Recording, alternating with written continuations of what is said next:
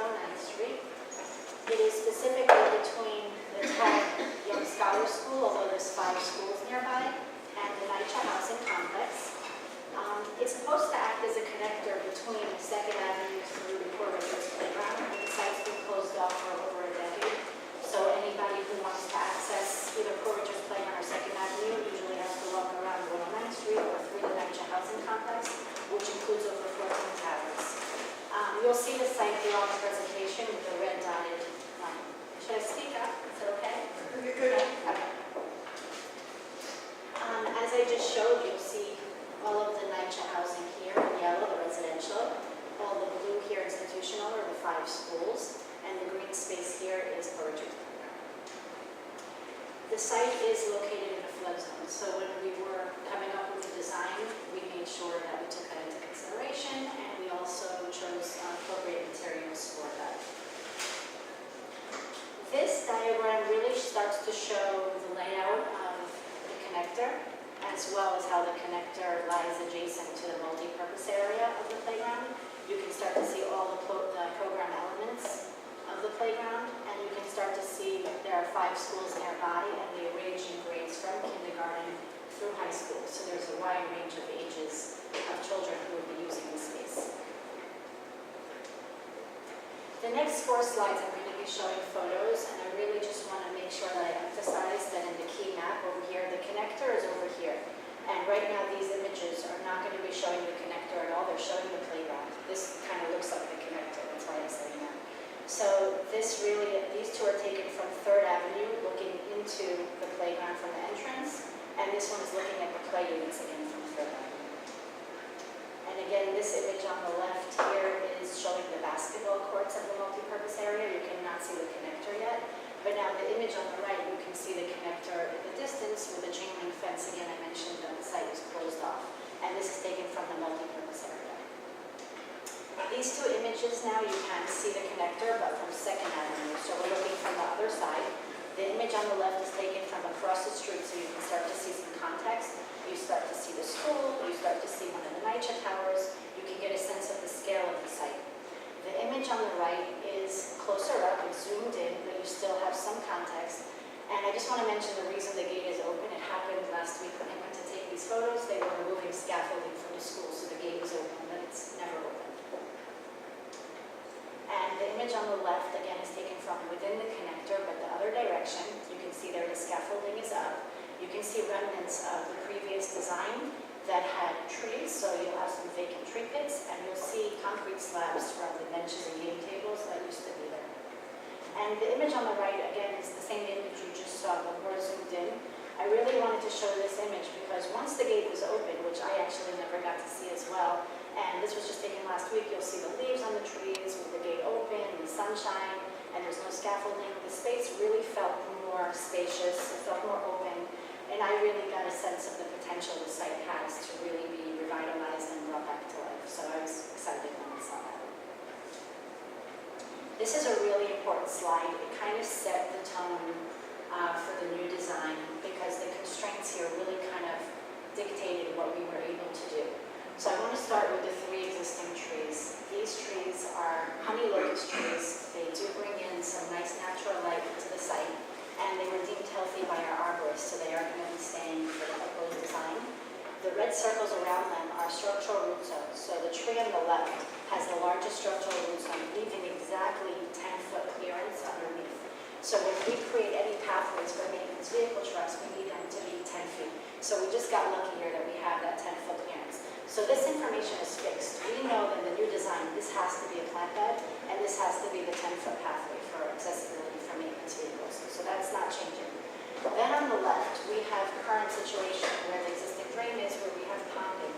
And it's pretty significant throughout the year whenever it rains, surface runoff, and especially in the winter months, it's completely ice, so it's not safe.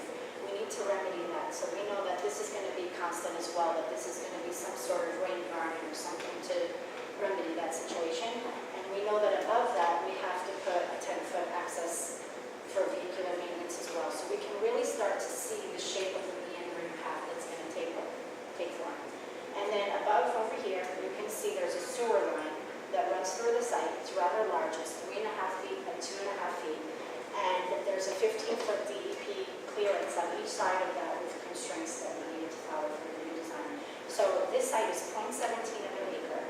It's about 30 feet at its widest, about 250 feet in length, and there are a lot of constraints we have to work with. So we've come up with many designs until we came to this one that actually worked. This is the annual shade study. It's a lot of diagrams, but basically it's really just showing that throughout the year and throughout the day there is sufficient light on the site for activation and for to sustain plant life. So we met with the community, we had a public scope meeting, and we also met with the schools, principals, and PTA because this is a JOP, and we came up with these goals based on all that information. So here we wanted to redesign and reactivate the space by opening up the connector. The community's been waiting for that for a very long time. And we also want to create a community gathering space for all the NYCHA residents, for people living in the surrounding area, and for the schools. And we want to incorporate sustainability practices as we have a ponding issue. We want to put a rain garden that can also serve as a children's garden or even a sensory garden. We want to integrate accessibility as we do now with all of our designs throughout the city. And we want to increase safety and security measures. The reason why Carter was closed in the first place was because of security concerns years ago. So we want to make sure we're going to be adding lighting and adding fencing gates so that we can try to remedy that as much as possible. And I do want to just mention that this design, the proposed design that you will see, was shown internally at Parks and was unanimously approved, as well as to the PTA and to the schools and to Community Board 11. This is the proposed design. I want to start again with the 3 trees that really kind of dictated the design. Those trees, as I mentioned, are going to be remaining. We did put them in a large green planting bed. We extended the planting bed to the left and to the right to add more green space. We mirrored this form as we knew over here we have the ponding issue, so we put the rain garden over there. So now we're getting a sense of flow and we're getting a sense of harmony and balance through the design. I added in U-shape, or we added in U-shaped seating and L-shaped seating throughout to encourage dialogue and social interaction with the community members and with the schools. We put child-sized benches, which were on the wish list from the schools, and we also added game tables, which also serve as chess tables for the schools to practice their chess tournaments and things like that. There's now a meandering path through the site, so now the connector is open from 2nd Avenue to Poor Richard's Playground. And as users walk through the space, they are kind of greeted with greenery from every direction. And we also put in a granite ribbon that really kind of just adds interest to the pavement and really helps direct flow through the site for those who really want to use it as a connector. We also added in lighting, as we mentioned, throughout the space, and we did also put in a drinking fountain and big bellies as well. We feel that this design is very open, is free-flowing, and is flexible, and we feel that the community over time will determine their own use of the space. This is a proposed section of what the design may look like. These are some of the site furnishings we selected. Lots of them are actually very standard for us. And these are some of the plants that we intend to use in the design. They are both shade tolerant and moisture tolerant.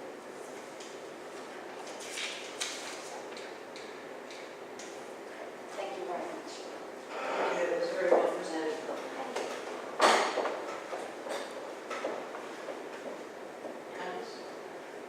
That's it all. That's it all.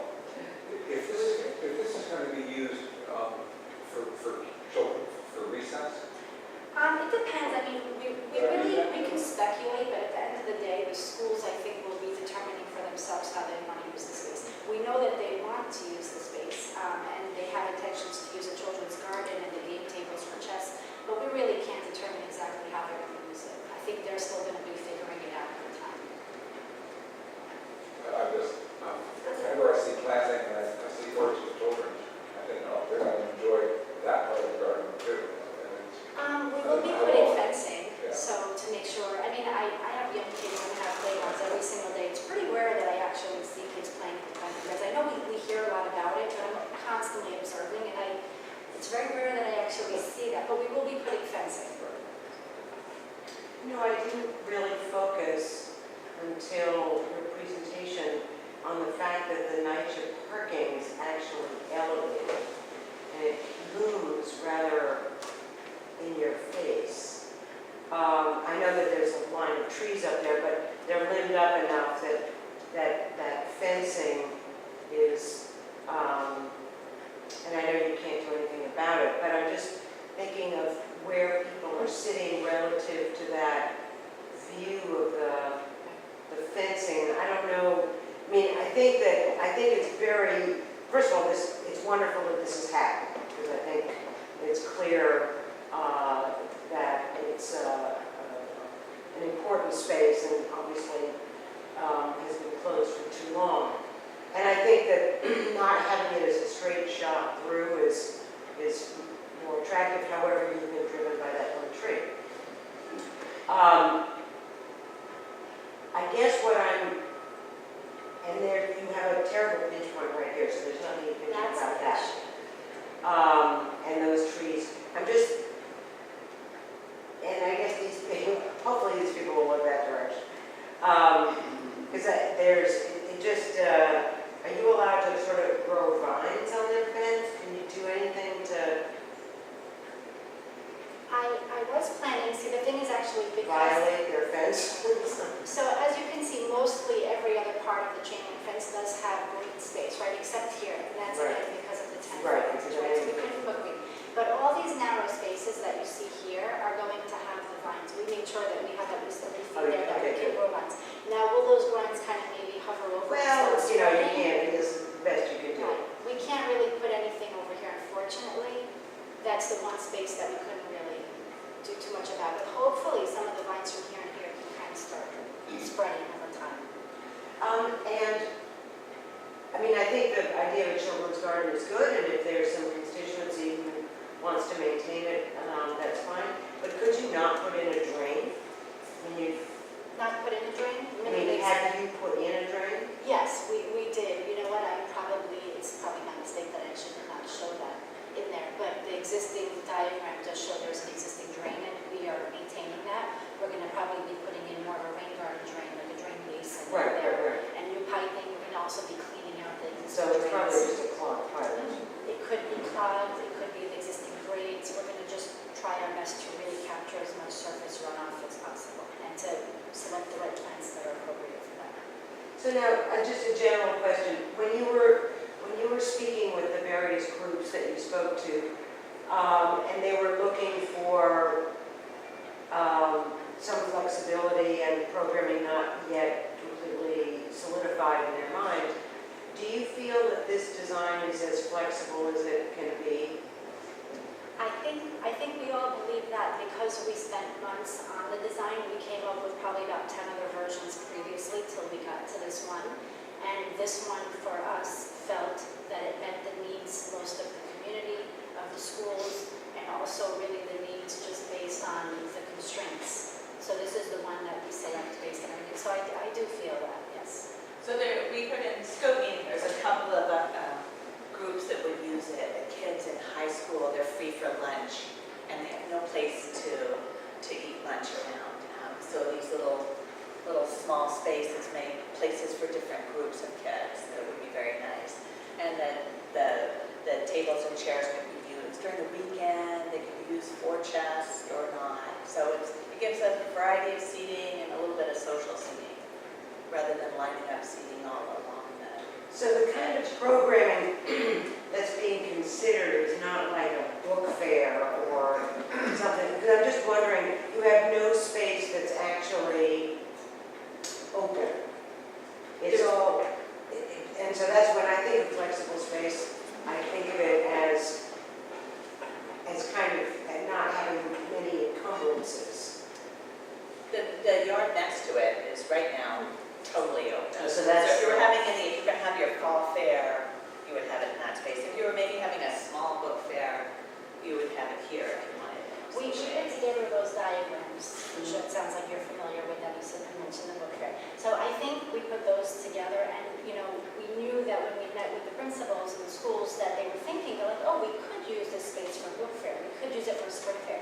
Doesn't mean they really will. They may feel the multi-purpose area maybe will hold more people and they'll do it in there. It was really more for the diagrams, just so you can kind of get an idea of how the space would be used. But I think they will really determine that over time. And I do feel that, for the narrowness of the space, I mean, it's only 30 feet wide.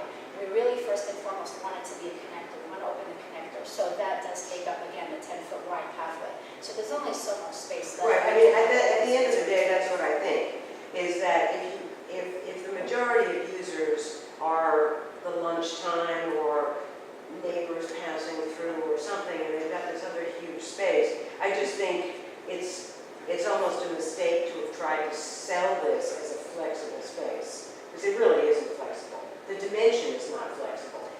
And to make it a place that's enjoyable to walk through and sit in means you have a certain amount of planting and whatever. So I guess I got a little put off when I saw that notion of flexibility, because this is not flexible.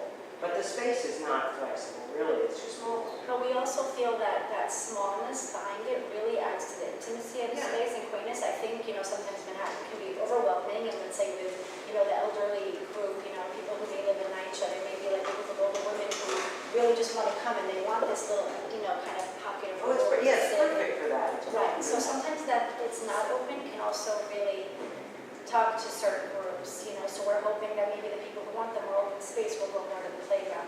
The people who maybe are, older, or people who don't want to be around the children or something like that may want to come here and use a space where it'll just be more green and more quiet, more for respite, and that's what this can provide. Right, no, I agree, I think it's fine for that, it's fine, it's good, it's good. Yes. Just after this last colloquy, it does state here the flexibility, the many different, including book fairs and so on. This back and forth indicates that it may not be used for book fairs and art, but it's stated here in the exposition of what this is about. Right. So I think we should try to be clear about that, since that's part of the description. And you just said, well, maybe it won't be.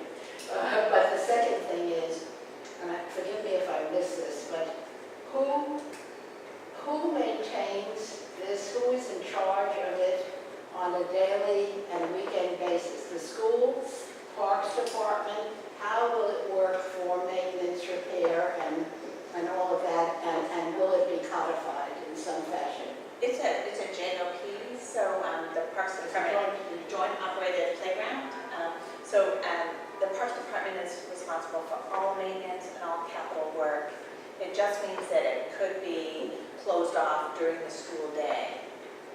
But all the responsibility of JOPs is the Parks Department. That is codified. Yes. A job is Good, a, okay. Yes. is a Okay, role. just wanted, okay, thank you. Thank you very much.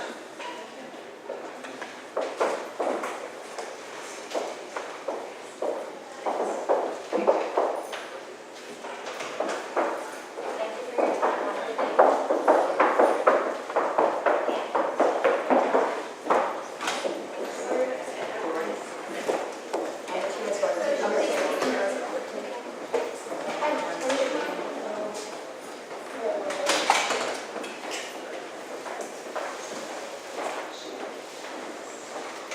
Have a good day. Happy to be here 22 years. So I will start off on Lori Price and created a guidance for about 22 years with a wonderful master plan that Philip Winslow had developed for the park.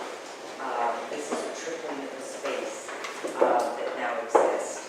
And what we're thrilled to say is all of this is done. It's totally keeping with the master plan, but adding part of which was not in a grand way, as well as the bikeway, sea glass carousel open last August, remembering that the castle opening was the first one here. So we've thought back also, and what you'll see today is a sense of our culture and our performing arts that we've interpreted for something very unique. Nancy Kay is our lead architect, and Stuart Whitehouse is our landscape architect. So I'm going to turn it over to them. Thank you. So I'm going to buzz through our slides, but I know we have a really short amount of time, and I'm a bit speed talker. Would you like to say anything before I do that? No, I think back, okay. I can really talk fast, so if I'm going too fast, you'll let me know. So here we are. Our site, as you know, is located right here at the tip of Manhattan. We really think that we're telling an ecological story here. We're in landfill area that's low-lying, that we know floods and will continue to flood. And we see that as an impetus for the nature of our design, to put kids in nature, to connect them to forces of nature and the elements, and particularly to use water management as both a tool to demonstrate resilient design as an impetus for play. So that's sort of been our underpinning of thinking about our design. As Rory said, this is the last piece of a master plan that was presented to this committee back in 1986, and here we are at the Playscape, which is essentially the last piece to be completed for the master plan. And as Rory said, important to note that we are kind of right here by Seaglass, which is just open to wild success. If you haven't been on the show, it's kind of magic. The existing playground, we're on the site of an existing playground. It's about a third of the overall area, about half the size of our actual playground. It's in pretty great disrepair. It's surprisingly well used, even though it's... Yes, I'm so sorry. No, just move that way a little bit, so we can see both you, and thank you so much. Good, okay. So it's very well used, but it's in both great disrepair, and it's got a lot of hardscape, and it's not a destination playground in an area that really merits a destination playground, particularly with the opening of Seaglass, which has brought families and children to the site. We wanted to offer further amenity. Our site is also constrained by two subway lines, the 1 and the 4 and 5 that run below our site. We have a kind of lovely group of very mature trees, mostly London planes, that we have spent a lot of time with arborists to understand their root structure, to make sure that we both use them for shade but don't hurt them. And so that the constraints, again, have become part of how we locate the elements on the site. We organized our play space into 4 main areas up at the top. So you can see what we're calling the adventure bluffs. And we'll walk through each of these areas for you. Along the edge here, so we're calling Imagination Marsh. Sort of connecting all over, we have our Discovery Dunes. And at the southern tip, or the southeast tip, we have the Exploratory Woodland. And it's all entered through this gathering plaza, which, again, we'll go in detail, that brings you in right across of Seaglass into the park here. Again, I'm going to walk through each of the areas in more detail, but I want to talk about a little bit the entry with this slide. We have really good access both from State Street up here and South Street along here. People are coming basically from the ferry. And as I said, Seaglass is here, so that we can put the entry pieces of what we sort of in deep, so that we connect to the major elements of the park, but sort of mark an entrance and set the site up apart. We jump into grading for a second because it's been such a part of our thinking. We've looked at the topography of the site as a way to sort of both make places, but also use water, manage the water that's coming, both the urban runoff that's coming from the side, thinking about rain, as we always think it should be the best playground to be on a rainy day, that one can see water through water runnels and have them become elements of play. Kids are crossing water at various times. We have rain gardens. Laura will talk briefly about the planting that both capture the water, filter the urban runoff, and again, using sort of best practices of resilient design to inform both our topography and our organization. A quick section that shows the train tunnels below, and also the scale of our tree canopy, which is really kind of special. It's a fairly shady, in many parts, a fairly shady site.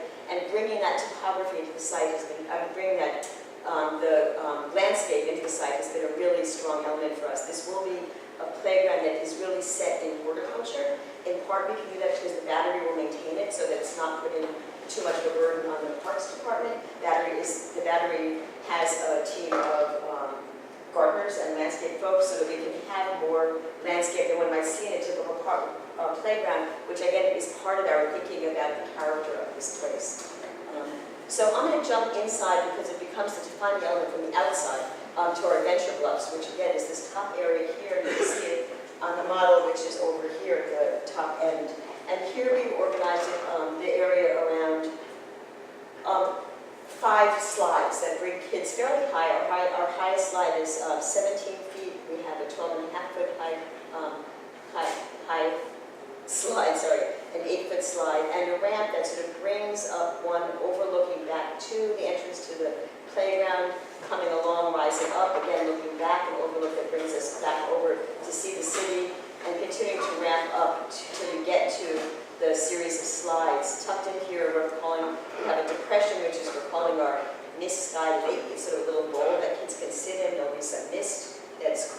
But the idea was because we wanted to make as much as possible, I'd say 99% of this playground is accessible. We wanted that long ramped path that brings kids up to be part of the play experience and not something that was a chore, but something that was a pleasure. So that one finds things along it. There are seating rocks here that can become a shortcut up. There's scrambles for kids up varying degrees of difficulty through steps and rocks. We're bordered by first a remnant of this one out here, sort of the reclaimed battery stone wall. So at a low level, we can take their stone that has become characteristic of the battery and put it along that edge. We then have a retaining wall along here that allows us to lift this area up again to get the height that we need and make this sort of a high point for the kids as they get to the slides. We'll talk about seating later. There's an abundance of seating here because kids like to look back and see the parents and say, watch me.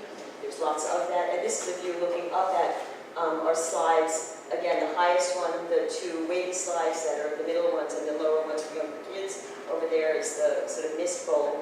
And we've looked at existing trees, new trees, and some shade clouds because at the tops of the slides, and where parents hang out, we want to make sure that it's shady. The slides are made of stone, so that they're not this typical stainless steel ones, but they're embedded, and they will kind of correspond to the stone climbing elements that bring you up. So they're really intended to be embedded in the landscape. This is just a quick section. I'm going to go through this. And material-wise, as I said, we're using the battery stone at the perimeter. That's a low wall. You'll see an elevation of that, a rendering of that from the outside in a second. One lands, of course, in safety surface, so it's safe for the kids, which is this right here. Our slides are made out of honed Wood Creek granite, and our perimeter wall that's higher is a textured concrete with the intention that it will be planted, so it becomes sort of a background to the more active battery stone, but able to have its own character and planting along it. And our shade clouds will be perforated so they bring some filtering light, almost like being in a tree canopy, where the light sort of filters through that while still providing shade. And they're somewhat reflective, so they reflect back up the landscape, so again, kids are really immersed in the natural environment. This is the existing view into the park right now. You can see sea glass carousel right there, and we're tucked over on this side. And our new entrance view, as you're coming further into the path that leads to State Street, here again is sea glass on the right, and you can see here the reclaimed battery stone and our wall that is rising up with planting over it. You can see the shade clouds again reflecting the landscape. And this is one of our look at. So it opens, and one of the ideas that you see the activity of kids as you approach. So it's both frames and entrance, but looks activated and is inviting. This is where we enter the park. So we're down again. Just reference sea glasses over here. This is our kind of deep cut in here to allow for a threshold space. We have a fence that, again, we'll show you fences shortly that wrap around with low fences, 4-foot high fences that are planted on both sides. The fence is really embedded in the landscape, so it doesn't feel like a barrier. It rises up slightly at this edge. You'll see a picture of that for a minute. Then you come into a fairly large area. Here's a beautiful tree right here. Blue is our resin benches that kind of this material right here that are seating for parents and caregivers or kids. And it's a really shady spot right here. So the idea for the entrance is that it's a bit of a threshold space. Again, visitors, families decide where to go. This is looking at the planted area here. The fence is tucked in this area, and the fence rises to 6 feet high only at the entrance, so you can mark it. It's going to be perforated so that one can see in, and the perforation will have a irregular characteristic again, so it feels like looking through a filtered landscape, and you see our houses in Imagination Marsh in the distance. This is the Imagination Marsh area, where again it's where the runoff comes in. We have rain gardens along here. The water is filtered, and kids are lifted. The houses, for the most part, 2 of the 5 are lifted as though they're stilt houses. Again, speaking to what it means to build in a wetland, so that kids are both in the canopy above the ground. 3 of our houses touch the ground, and they're really a village for the smallest kids who love role playing and house playing, all that stuff. Each house has very different characteristics, but they're intended to communicate with each other. So again, this is a village. The first one comes up, and you'll see in a second that we have rope bridges that connect as we get higher. And most importantly, because we have fairly high tree house, we wanted to make sure that all kids, no matter their physical ability, had access to these high points. So we have a cliff house that is at the high point, the high accessible point of the adventure bluff that looks out and talks to the tree house that's opposite. So all kids of all abilities have the ability to get up high in that tree canopy and participate in the houses. So here you see that cliff house that I was just speaking about. Kids are up there from the adventure bluff looking back. And these are the village houses here that are on the ground for the youngest kids. The third takes off. There's an open road bridge that leads us to this house, which will be looking towards the western sun. Hopefully some changing in character as the sun and gets kind of used back over towards the park. And then our tallest house here, which really, it's our James Turrell home, and it frames a view of the sky, but is perforated so parents can see their kids, and kids can see their parents. There's a bit of peekaboo, but also visibility. And again, the idea of kids really being able to be in the tree canopy, much like a tree house, but with the connective activity of climbing up, across, down, and being able to move through the entire village. I will go through these very fast because I don't have time, but I'm happy to answer any questions you have. I will say briefly that we're working with a safety consultant. We presented several playgrounds to in the past, and we think the success to them is truly having a good safety consultant, a wonderful safety consultant. We do whatever she tells us in terms of safety, and she's been a great partner on this project. Now we are looking at the Discovery Dunes, which is this sort of landscape piece that sort of connects the center of the park running through here. And the idea is to give a bit of topography and sort of physical play so kids can climb up and down and over, and it will serve as seating for our jukebox theater, which we'll talk about in a minute. But so it's this dune that runs through that becomes seating for the theater, becomes a climbing wall in the back, a smaller, gentle step climb for the youngest kids, and then leads to sand ultimately, where the end of it is sand. So that's here on the model where it becomes, so it kind of runs through, it becomes a sand area here that captures a lot of the water. There's water pumps that are along here, run through runnels, run through the sand, filter to the garden, kids cross it. So again, both rainwater and pump water become actively part of the sand play, and really speak to the idea of dunes and what happens when kids get to work in sand. This is the topography of the dunes. So again, we have seating for the theater, which we'll show you in a second, which is at this end here, and then it dips down, kids can cross over it. It becomes gentle climbing for toddlers, so that it gives this kind of movement. One has a bridge down the center of the site that pulls together the whole center. I brought a model of our jukebox theater because I think it's really the best way to see it. We've been working, Rory has brought to our team a puppeteer named Basil Twist. He just got a MacArthur grant. He's a magical marionettist. So this is actually a marionette theater.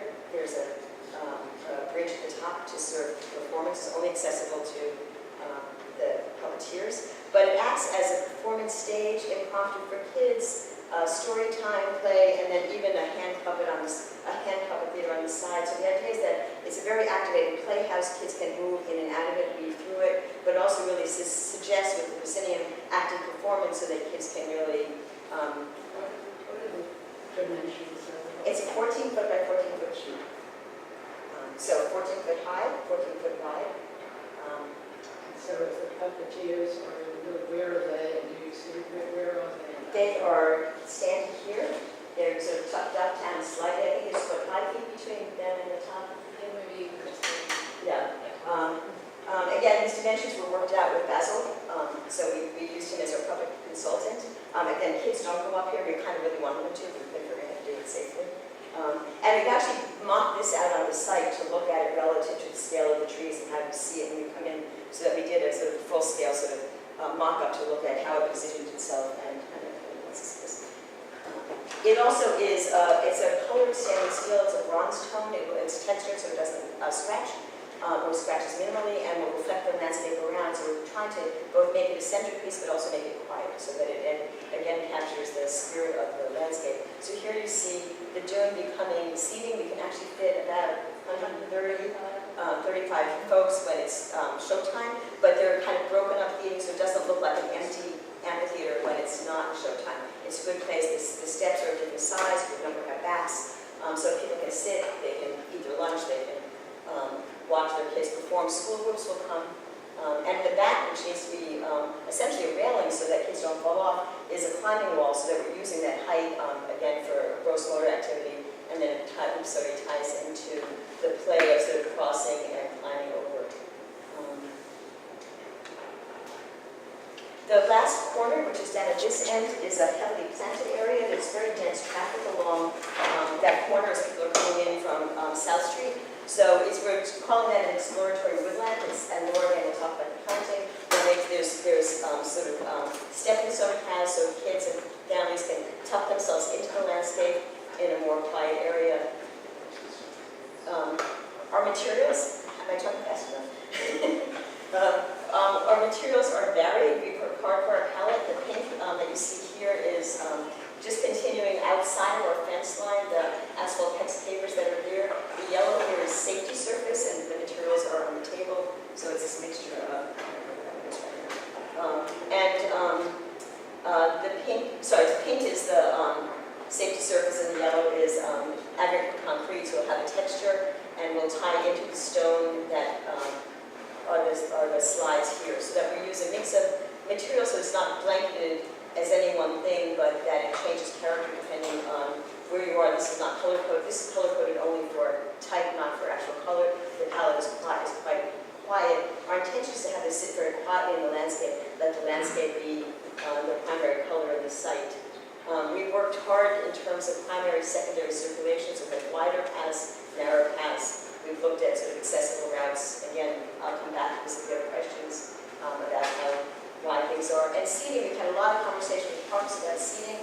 We dotted the playground with people. We think on a good day we could comfortably, really easily fit 1,200 people. We could probably do many more. We then have about a third of those people, about 400 fixed seatings of various kinds. The resin benches, the boulders that one can sit at, the slides, the seating at the theater. We've looked very closely to make sure that there's seating distributed throughout the playground. We also have blocks that are movable, that are for kids to play with, but also people can sit. The idea is that parents travel with their kids, or caregivers travel with their kids and stay with them, so that they're not just letting them go off and they interact, which we think is best practices. Total? We just kind of, Total with all the, yeah, it could be much more. We actually just did what we thought, what are you aiming for? What are you, you're talking about seating? Just no, seating about 400 seats. right, and 1,200 For kids playing and running around and moving and doing things. So the red, in that little diagram, the purple are people doing things at the playground, and the orange are people being seated.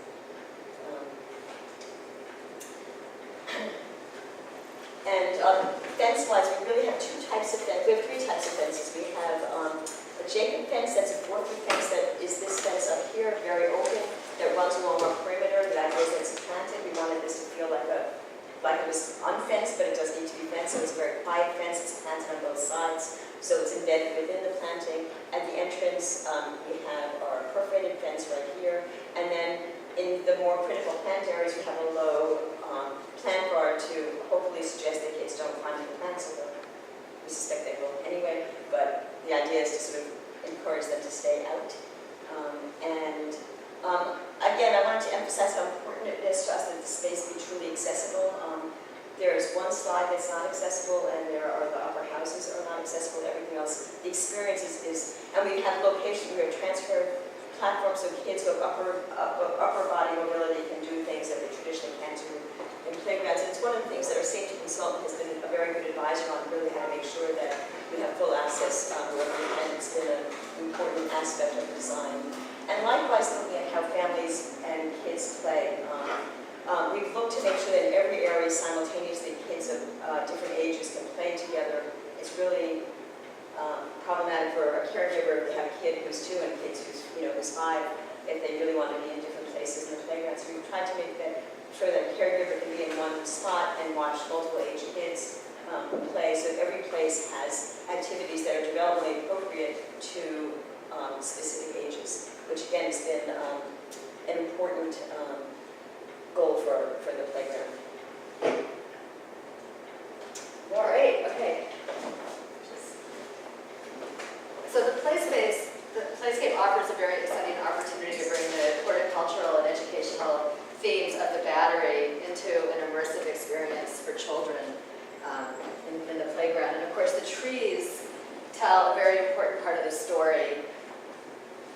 what is in the playground now are mature London plane trees, many of which have declined because of the salt inundation from Sandy.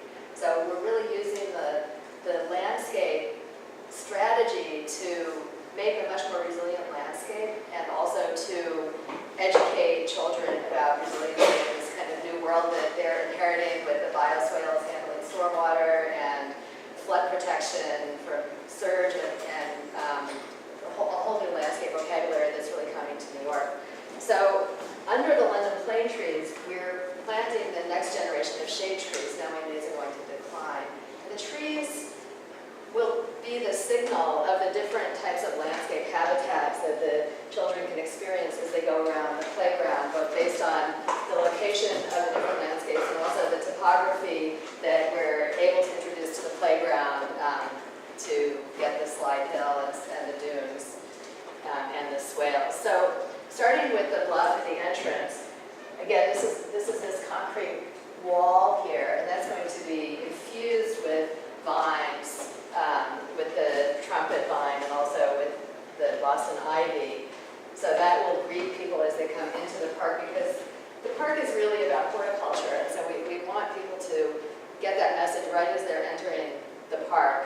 And then the bluff, because it goes from a very low elevation up to a very high elevation, can really bring children through this kind of abstracted ecological transect of walking through a Hudson Valley mountain. So starting with the lower woodland area, towards the bottom with the locust trees and the underplanting there, and then going up to this craggy bluff planted with these pines that are very kind of weather-beaten looking and evocative of a mountaintop, and then the perennials to go with that.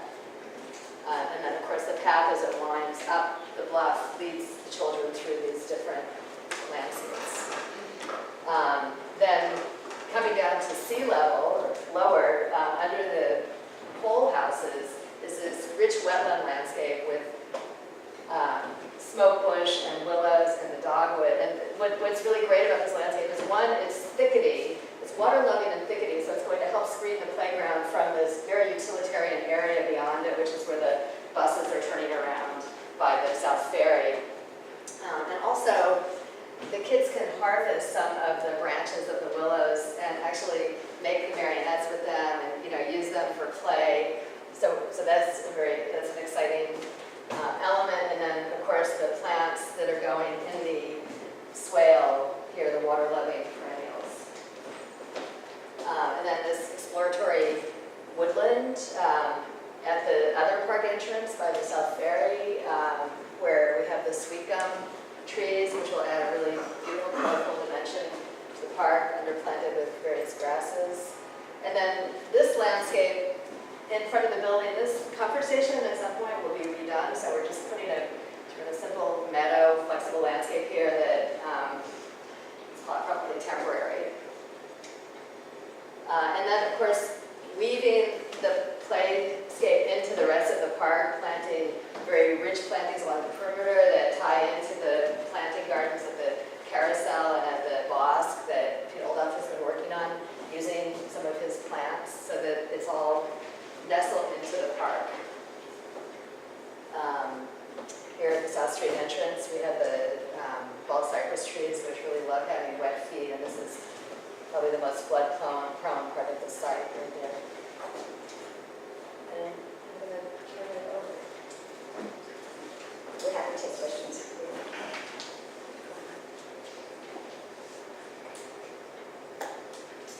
I have a question just by the background behind the concept. There's just a lot of different kinds of play areas, and there's a really diverse range of materials.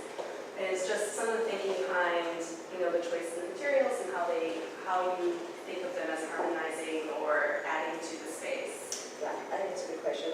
We wanted to have we worked very hard to have there be discrete areas of play that allow for different kinds of activity, and have a child who's doing one thing sort of stay within that universe for a while, and yet have there be continuity throughout the whole park.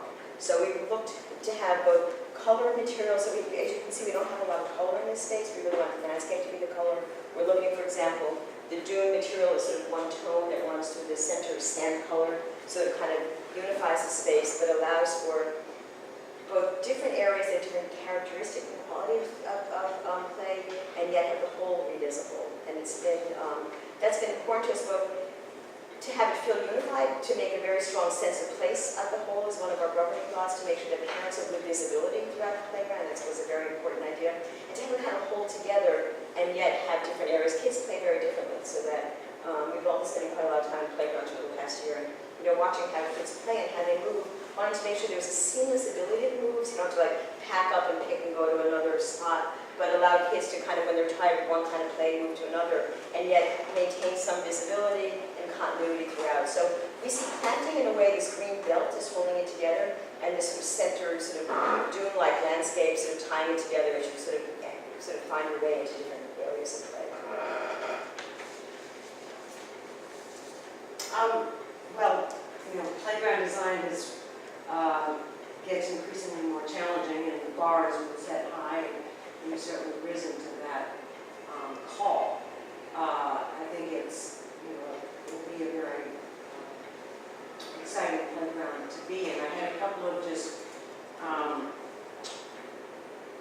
fact questions. The gate at the entrance, is that closed all the time as it would in a normal playground? I think it would be. Yes, the answer is will always be closed. All the parents we talk to and also say one way in, one way out. That's the gate. Right. And It's kids can latch perforated, it. but it'll be latched, an easy latch, but always closed. Right. But then I have an extreme objection to a 6-foot height. Well, so the fence everywhere is 4 feet. We made that one higher for that small area, really just to mark it as entry so you could spot it. But you can't see through it. I'm just going to tell you, I object to that. Okay. Very strongly. We can take that, we can take a look at that. And I thought that while there does seem to be a lot of seating overall, one playground in particular didn't seem to have enough, and that's the Imagination Marsh. Yeah, so one of the things that we're really hoping for the Imagination March, and I think it's, again, for especially with parks, is that we would really like to have, we have tree stump, we have the idea of adding, and we haven't done it for this presentation, because we want that to feel like our most natural area. So we have two thoughts about that. One is to add some more tree stump kind of seating so that it's reeds as part of the landscape and it become part of the play because kids can use it as tabletop surface. So I think we're very open to adding more of that kind of seating in there. And then the second layer is that we have these movable blocks that you see around that we're hoping will become, that will end up being where caretakers find them most useful. They're not in our account because they're movable, but, so I think there's two other layers that are there. One is the tree stump, which we're happy to add more, because I think you're probably right, we could probably use some more there. And then some of the movable seating that'll become part of play that can become, so, because the kids who are along the nets are going to want their parents to follow, or the parents are going to want to follow their kids. So we want to give a fair amount of mobility there, but yes. So that was, then I'm going to just say something you're not going to want to hear. You have a very generous budget, and I think that it's slightly manifested itself in some materials that it's as if one got dressed in the morning and couldn't make a decision about which necklace to wear, and so you just put them all on. I think that the thinking behind it is not inappropriate. The idea of reflectivity and sort of disappearing and appearing as sun and shadow and sunset and foliage. But in the main, when I think about what the landscape is trying to do and your choice of materials and even nomenclature for the different playgrounds, it doesn't really resonate to me with, and I would say it's largely the metals. I think the stones, the ground plane, even the diversity on the ground plane is suited to the different needs and mobility that you're striving for. But I'm just a little concerned about some of the metals. So let's talk about the metal for a second. We really have metal in 3 places.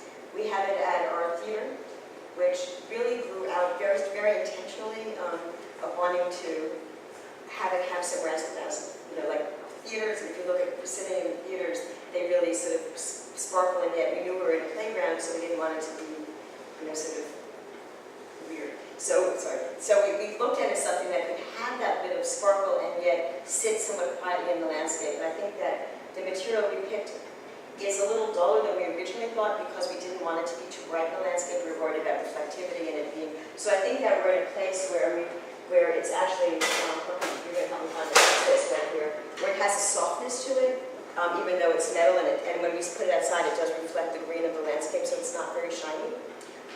And the second place where we have it is at the shade clouds. And that's been a real interesting struggle for us, at what made sense there, and also what could be. So that's this, but in a different pattern. In a very, very big, in a very much more, so neither of these, because it'll be custom, so more like, we had somewhere between that and this. And not as bright as that, not as cold metal as that. And the idea is that when you're underneath it, if it does reflect the landscape, it somewhat disappears. It really will if it's reflected, but it's not intended to be as shiny as that. And the problem for us is that we don't, you know, until we actually start to look at the fabricator, we don't have the actual sample. So it's meant to be irregularly perforated. I think what we'll probably do is take a photograph of a tree canopy, you know, and sort of like have it be somewhat scattered.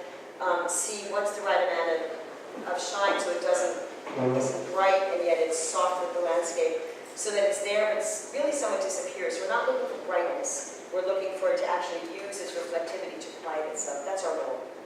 I mean, when you just picked up that piece of, was it bronze coated stainless? That's right. Look at the fingerprints on it. Yep, and we've actually talked about that and we're aware of that. Anyway, I don't know if anyone else agrees with me or not, but it strikes me that there's, it's just a little bit too much that's from materials that's.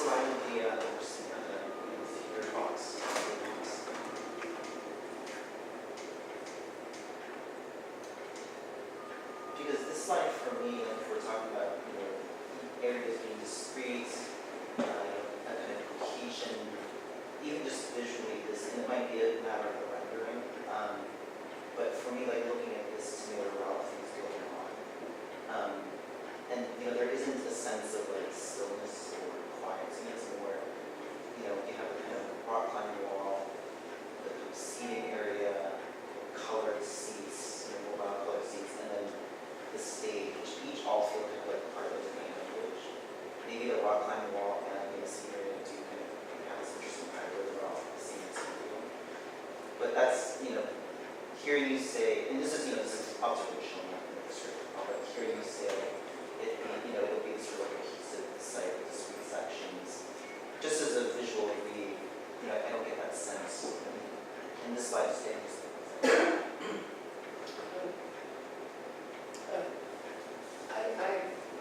There are many different goals here, and in theory they are very admirable.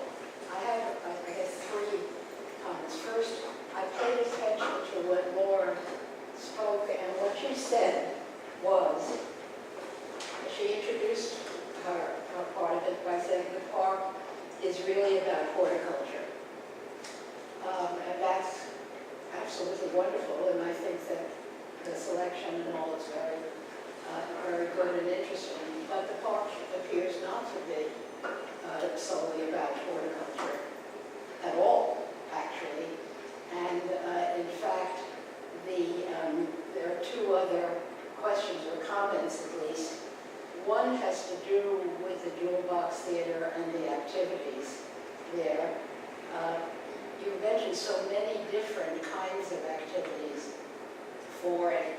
It's a somewhat imposing structure. I did ask the dimension, it's imposing in the materials and metal, and then what you want to do, puppet theaters, there's going to be other varieties, the kids are going to come in, and so on. It seems like a good idea that theaters should be multi-use, but I at least respectfully raise, how does it all work? Does it work during the day? Are you continuing it at night? The relationship, which I at least have not yet been able to see, between the seating area and the getting to view the programs, whatever they are, and the relationship of getting there, the circulation as you're coming from these other activities. I'll just, just if you don't mind. Another point is for a third one about, I guess I focus on the Imagination Marsh and other things, the different playhouses and the different heights of them, which also in terms of the materials, at least raised for me perhaps some of the points that Signe raised about these metal materials, and I wondered about these elevated treehouse kinds of playhouse things. I wonder, is that for all of the kids? When they come up, will there be crowd as you move from one to the other?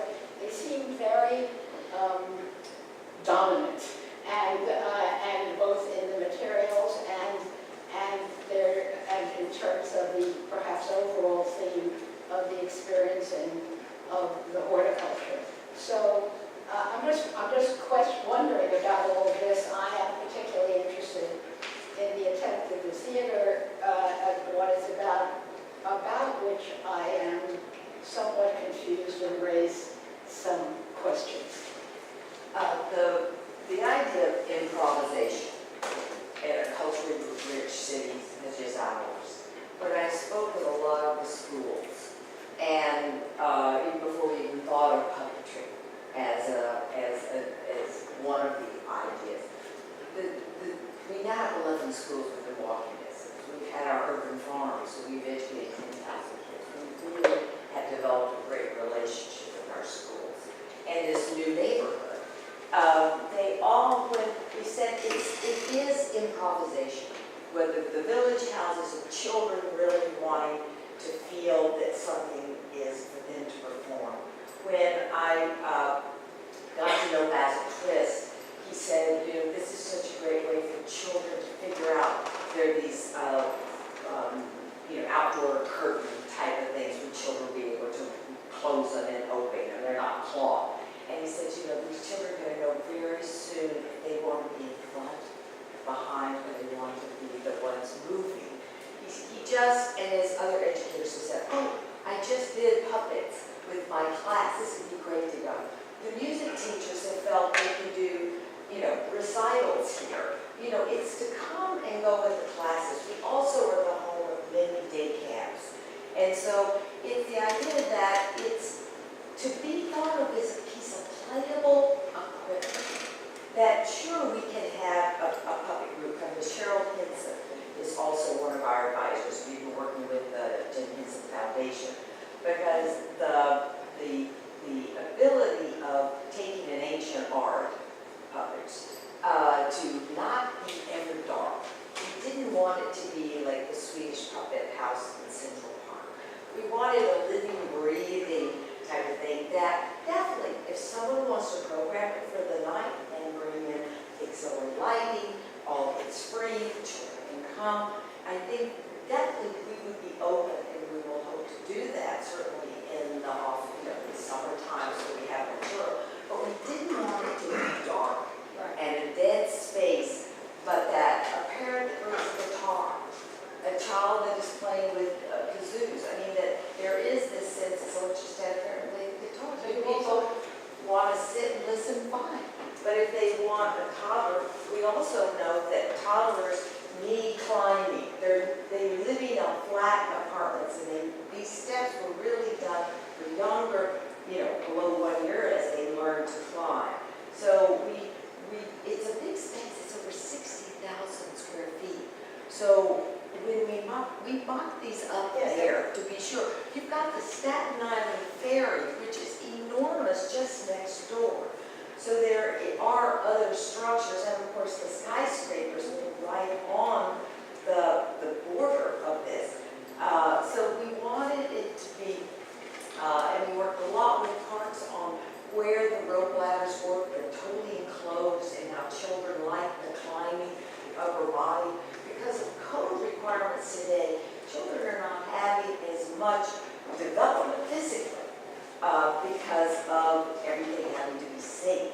So we felt that it worked a lot with parks and our safety consultant on the height of the boxes. But just one Are they quick allowed? follow-up with, or just one small thing and one slightly larger thing. So understanding what you said, so then the Imagination Marsh, as described, as you described the different sky houses, and so in addition, an orchestra-themed play area contains instruments, so that's another place for children to express themselves artistically, in addition, within that marsh area, that climbing thing, in addition to the toolbox. That's another part of it. It's right here. Yeah, within the marsh area. Correct. The second thing, which I know is hard to say, I just want, since it's so important, as you described, that there are the schools and the increasing number of children of all ages in the area.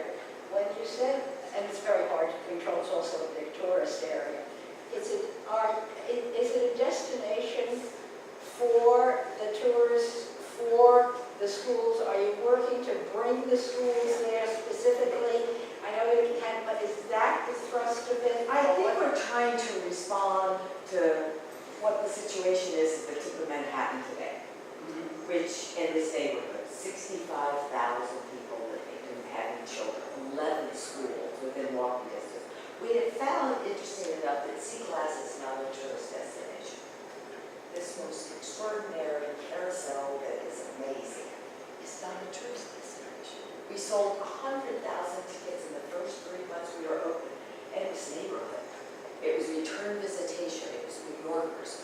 And so my sense that the playground now is really used mostly by our neighborhood children, circulation, and also the sense of the movement. There's a lot of openness as you circle around. The parents said, we know this playground is pretty terrible, but you can bring a scooter or running, and in visibility, we really can be safe here in a big space. That's what we're finding on the oval, which is on the other side. It's 2 acres.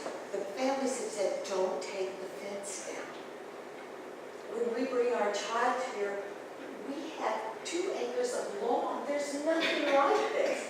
So they're bringing their own playthings there, but that freedom of mobility so we're leaving the fence up. We open up different sections of it so people know it's always open. They see people on the lawn. We also have our 300 movable chairs there that everyone's loved. But that sense of secure space for movement and play. The families that come to me, please don't take this down. Can you make it dog-free? The things parents are wanting now that we've waited 6 years, they said. I said, yes, I know you have. We're finally opening it up. So I think our classrooms and all the parent associations we worked with on this playground over the last 6 years, it hasn't been done in a very short amount of time because of many things that have happened. I'm going to address your question at scale, because I think the best way to see it is on the model. Because this is, when you said that you thought the theater was imposing, you were worried about the scale of the houses. Yeah, so I think that, so I'm holding something, I really think what you can see is that we wanted this to be a hint of visibility, but it's tucked in. This is behind me is where the ferry is, and this is where there's some large scale structures back here. So that the taller structures, which are, first the theater, which is 14 feet high, and then our collection of houses, are really tucked underneath where we have a high canopy of trees with the background of the ferry there. So I think that there's while we're sort of embedded in this thick perimeter, we would put more plants in, except we know that kids need to play.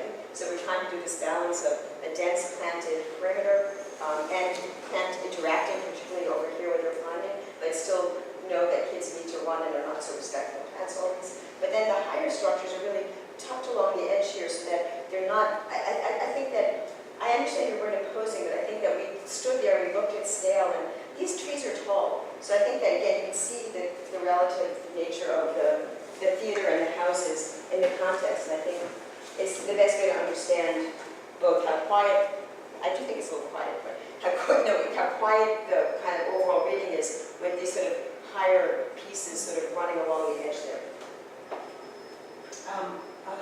Any other comments? I guess I just had an overarching comment about this. I really appreciate all the desire to fulfill this, the needs of the playgrounds and neighborhoods, all the different visitors, and I appreciate all the different kinds of activities that are being put in this very large site. And I think that there, I wonder if there, because it is a large site, if that could be spread out a little bit. I guess I find it a little conflicting, like the horticultural desires and the landscape and the ecology with the vast diversity of materials and the overlay of all the different activities. And I feel like it could benefit from some more punctuation or decisions. It's not that any one thing is bad, but some of the different areas, they're all coming together. So I think that's just an impression from, and maybe it's the renderings or, I think that maybe some decisions, some prioritization could be made in the decisions. Okay, well, I think we need to wrap up. So I guess in summary, the message is if you could do a little editing, that would be a good direction. Thank you.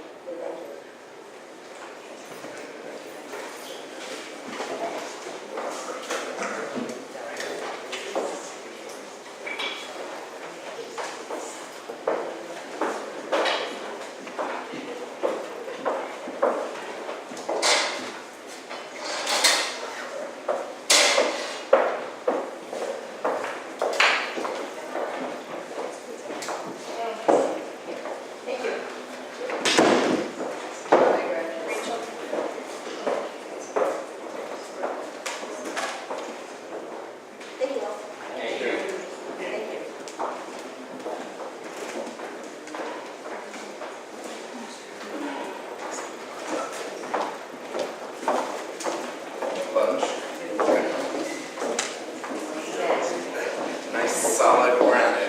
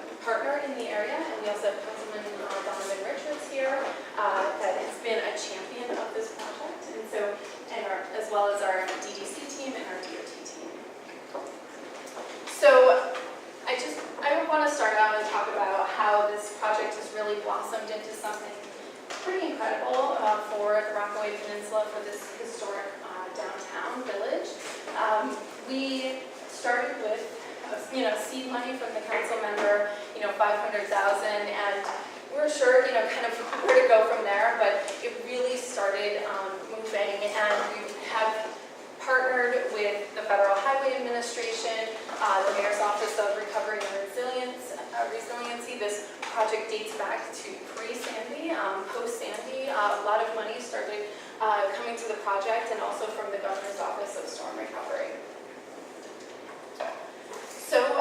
just, I'm sure everybody knows where the Rockaways are here in the city, but we are focused in this downtown historic core of the Rockaways on the Nassau County border. And so, it's a lot going on in the Rockaways, and I think, a key feature of this design is how we can connect the village to the larger efforts happening in the Rockaways, primarily the future ferry service at Beach 108. Also, where downtown Far Rockaway sits, this area in red, is really, it's at the end or the beginning of the Far Rockaway line for the Long Island Railroad, and also at the end of the A train. So it really is this transportation center for the Rockaways. Also here, that something that has been key to how we talk about economic development for the village is how we can connect even bicycle infrastructure, how we can connect this down to the boardwalk. So there's a lot happening in Far Rockaway, and this project is really building the foundation of many different initiatives. We have a new library coming to Mott and Central Avenue. You will see this in the renderings. This is a Snow Ahead project that probably came through here. That is going into construction this fall. And we also have the renovation of the A-train station. And then really at the kind of core of the downtown is a plaza, the Beach 20th Street Plaza. And this has really been that seed for everything in the downtown to blossom. We built a master plan around this project. And so everything is, we're really trying to leverage many things going on. So here's our project limits. We started with a larger study area and have really focused in on this area in gray. The Beach 20th Street Plaza is this area in green that you can see here. And then we have a DOT municipal lot that we will see in the existing conditions photos. And so something key of this slide is understanding that everything is in coordination with DEP work, the storm sewer work. We have 3 phases of storm sewers coming to Far Rockaway in totality, and the first phase will be in coordination with this project. So, Far Rockaway, downtown Far Rockaway was really built off of, this, the beach scene and the Rockaways. I started with hotels, theaters, and it was always the center of transit, bustling downtown. Unfortunately, suburbanization, kind of our, society's moved to, more vehicular-centric downtowns, really started to pull away at that fabric, which made downtown Far Rockaway so special. So, what we're trying to achieve here is how can we build and mesh those two things together so that we really build, a village that can work for all modes of transportation. So very quickly, because we have quite a few slides, I just want to give you guys a very quick tour of what is downtown Far Rockaway. So we have, really at the heart of the downtown at Mott and Central, this is the location of the new library. The library is actually that single level building that you can see in the first photo. We definitely were looking at the slip lane of how can we really repurpose this for a more pedestrian-centric focus. The next is the DOT municipal lot, very underutilized and sits right at the exit of the A train, so it really is, it's not the type of gateway that you really want to see when you enter downtown Far Rockaway. We also have Beach Channel Drive and Mott Avenue, which is a Vision Zero location that's really the vehicular gateway to the downtown.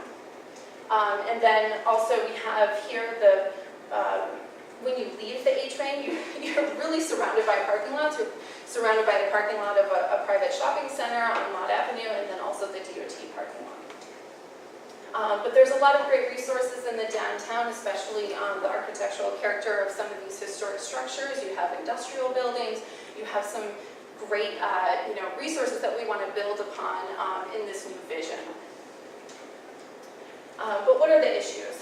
Issues are very narrow sidewalk. We have about 800 people that come off of the A train, and they have about a 5-foot sidewalk to walk through the downtown. And so when we look at this in context of economic development, people are just trying to get out of there. When we did any of the outreach, people were like, when I get here, I just kind of feel, oh, okay, I just got to get out of here. And And that's the last thing we want for this incredible village. So we want to make it a place that people can really walk around, that they're not worried about walking through unregulated parking, and can enjoy the downtown.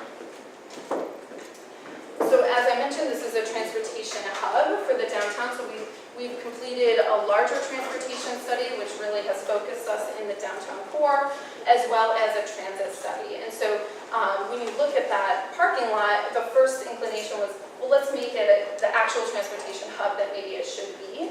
And through research, the turning movements and the pedestrian conflicts, we really felt that we can actually shift a lot of the bus network onto curbside locations so that people can connect and transfer while enjoying the sidewalk amenities versus standing in this vast parking lot. People felt very unsafe. This is an image of the East 20th Street Plaza that was just newly reconstructed. So we've done a lot of outreach and coordination with many. We have a larger working group in downtown Far Rockaway through an initiative under Deputy Mayor Glenn. And so we really come to love a lot of the people in downtown Far Rockaway. And people are really engaged. They want to see change in their community. So this project is really, building upon many of the guiding principles set forth under DDC's initiative, the Design Initiative. And you will see many of these, growth, equity, sustainability throughout all of the proposals that we're setting forth today. And so I'm going to switch it over to Tyler. He's going to go through more of the design. Hello, my name is Tyler Silvestro. I'm with W Architecture and Landscape Architecture. And I just wanted to again thank Councilman Bridgers, Kevin, WRC, DOT, DDC, everybody who's made this project a reality. There's been an immense amount of community outreach, and I'm hoping that some of that comes through here. So, again, downtown Far Rockaway, you see the streetscape reconstruction limits in the hard black line around here. You may have noticed also in the photos that not only are there narrow sidewalks and some kind of disconcerting conditions on the sidewalks, but there's kind of a lack of place in terms of the ecology. So I'm going to speak a little bit towards the ecology and kind of fold that into what we've ended up doing with the design. But part of that is that the lack of trees, there's a supreme lack of trees here, and that's due to, I think, that the hierarchy, which you kind of notice here, which is very much leaning towards the vehicular movement. It's kind of a driving community, so movement through here is typically by car, but it's also, again, a nexus of A-Train, Long Island Railroad, Nassau bus lines, MTA bus lines. They all kind of converge here, and they really all converge in this space right here, which you can see highlighted in gray is a little bit of a void in the downtown district, being in a block off of East 20th, which is the commercial core, a block away from where the new public library will be, a quarter block away from the A-Train station, and it has a lot of potential, and this is where a lot of our energy was focused. So, again, zooming out, we really kind of looked at these three scales. Aaron mentioned the scale, the fine scale of the buildings, and we see this, and then we're kind of backwards as a result of the irregular street grid, which is very interesting for New York City at large. This is the easternmost enclave of the Rockaway Peninsula. It's where the peninsula gets a little bit wider. So it's not just vertical and horizontal streets. They start to kind of mix in a new way, which we think kind of brings this new dynamic forces where these streets end at Mott Avenue. They don't pass through. So a lot of these streets are feeding people and feeding energy to Mott Avenue, which we want to strengthen through this project. And zooming way out, we have the regional scale. This is showing southern Long Island and Queens. You see Jamaica Bay ahead. This is the chain of barrier islands that we wanted to bring up here. This is part of I would say, the design context, which is to say that these islands work to protect the mainland, obviously, but they're also working in a system that it shows the ecology and highlights the geomorphology of this place. That Far Rockaway doesn't really do. When you exit the A-Train station, you're in a place. Streets, buses, commuter vans, but there's nothing really highlighting the fact that you're less than a mile from the beach, which most of the other areas in the Rockaways can do just naturally because they're at a lower elevation. This is a slightly higher elevation.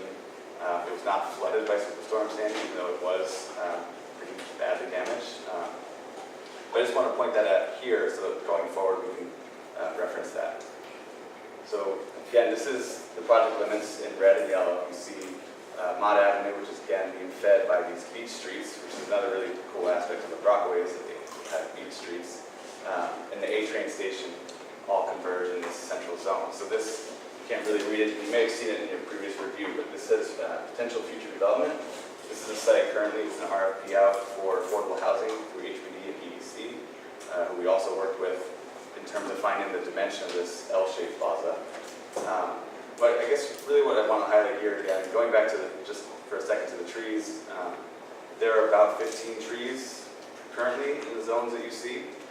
Not all of them are fully healthy, but we've determined to keep them. We're adding 130, so this is going to be a completely different neighborhood.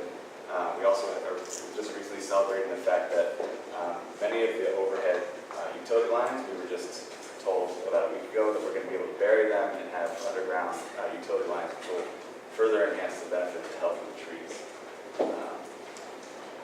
So let me stick with this for 2 seconds more. The other thing that we really fought for, besides the ecological health of this place, is the pedestrian scale, which is to essentially fight for every inch. This is the benefit of working with DEC, is that you can understand streets and their necessary widths to find the maximum allotment of sidewalk space, which we were able to do pretty much throughout the district. Even if it was just a foot here or there, 6 inches, we find that it's hugely important because it keeps the public access right away at 5 feet and allows for good, ample size tree pits, which we are going to show as connected. So again, I'm not going to dwell on these, I'm just going to highlight a few things. You'll notice in existing and proposed in the next few slides, and you'll see right off the bat what's being done. The sidewalks, even though it's minuscule, and these images are being widened to a point that's really going to be a major benefit to the local economy. Just showing the plan, same thing.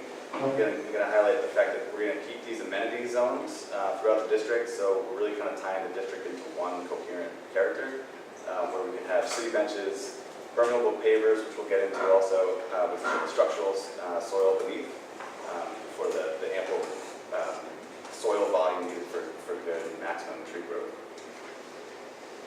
Again, getting rid of utility lines, bringing in city lights, bringing in moving traffic, and again, you mentioned this too, the traffic study really highlights that there are some issues of traffic flow in the district, which is why we kept these streets as wide as possible, while again, bringing the sidewalks out.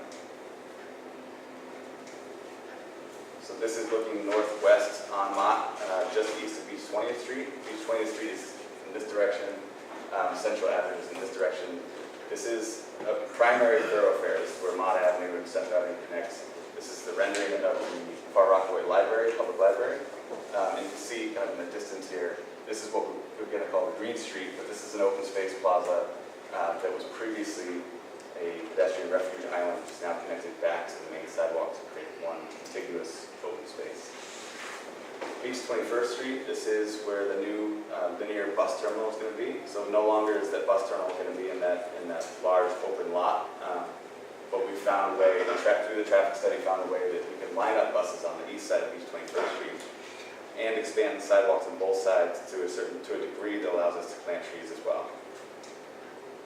So this shows that it's a slightly different condition, but with a 15-foot wide sidewalk, we have enough space to put the trees in the center, since you're not allowed to actually put trees on the bus stop lane. 5 feet off are okay. So this shows that as well. This is going to show the plaza that kind of leads out into this space. We find that hugely important because people are often waiting for the bus. And if you go to the Far Rockaway, now, you see 10, 20, maybe 30 people waiting right here, or waiting on the various streets where bus stops are. Just kind of out on the sidewalk, creating sidewalk congestion. Here, there are some spaces to sit. There's going to be wayfinding signage, as well as real-time bus stop signage that can allow people to know when the bus is going to come, so they're not standing.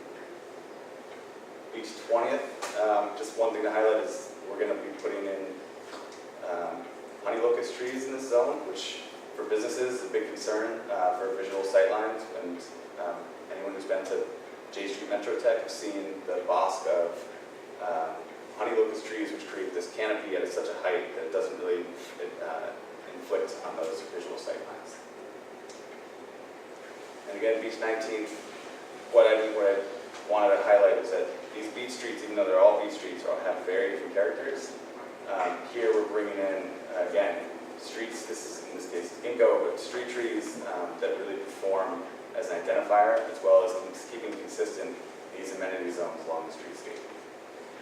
These are some of the typical items being used in the streetscape portion.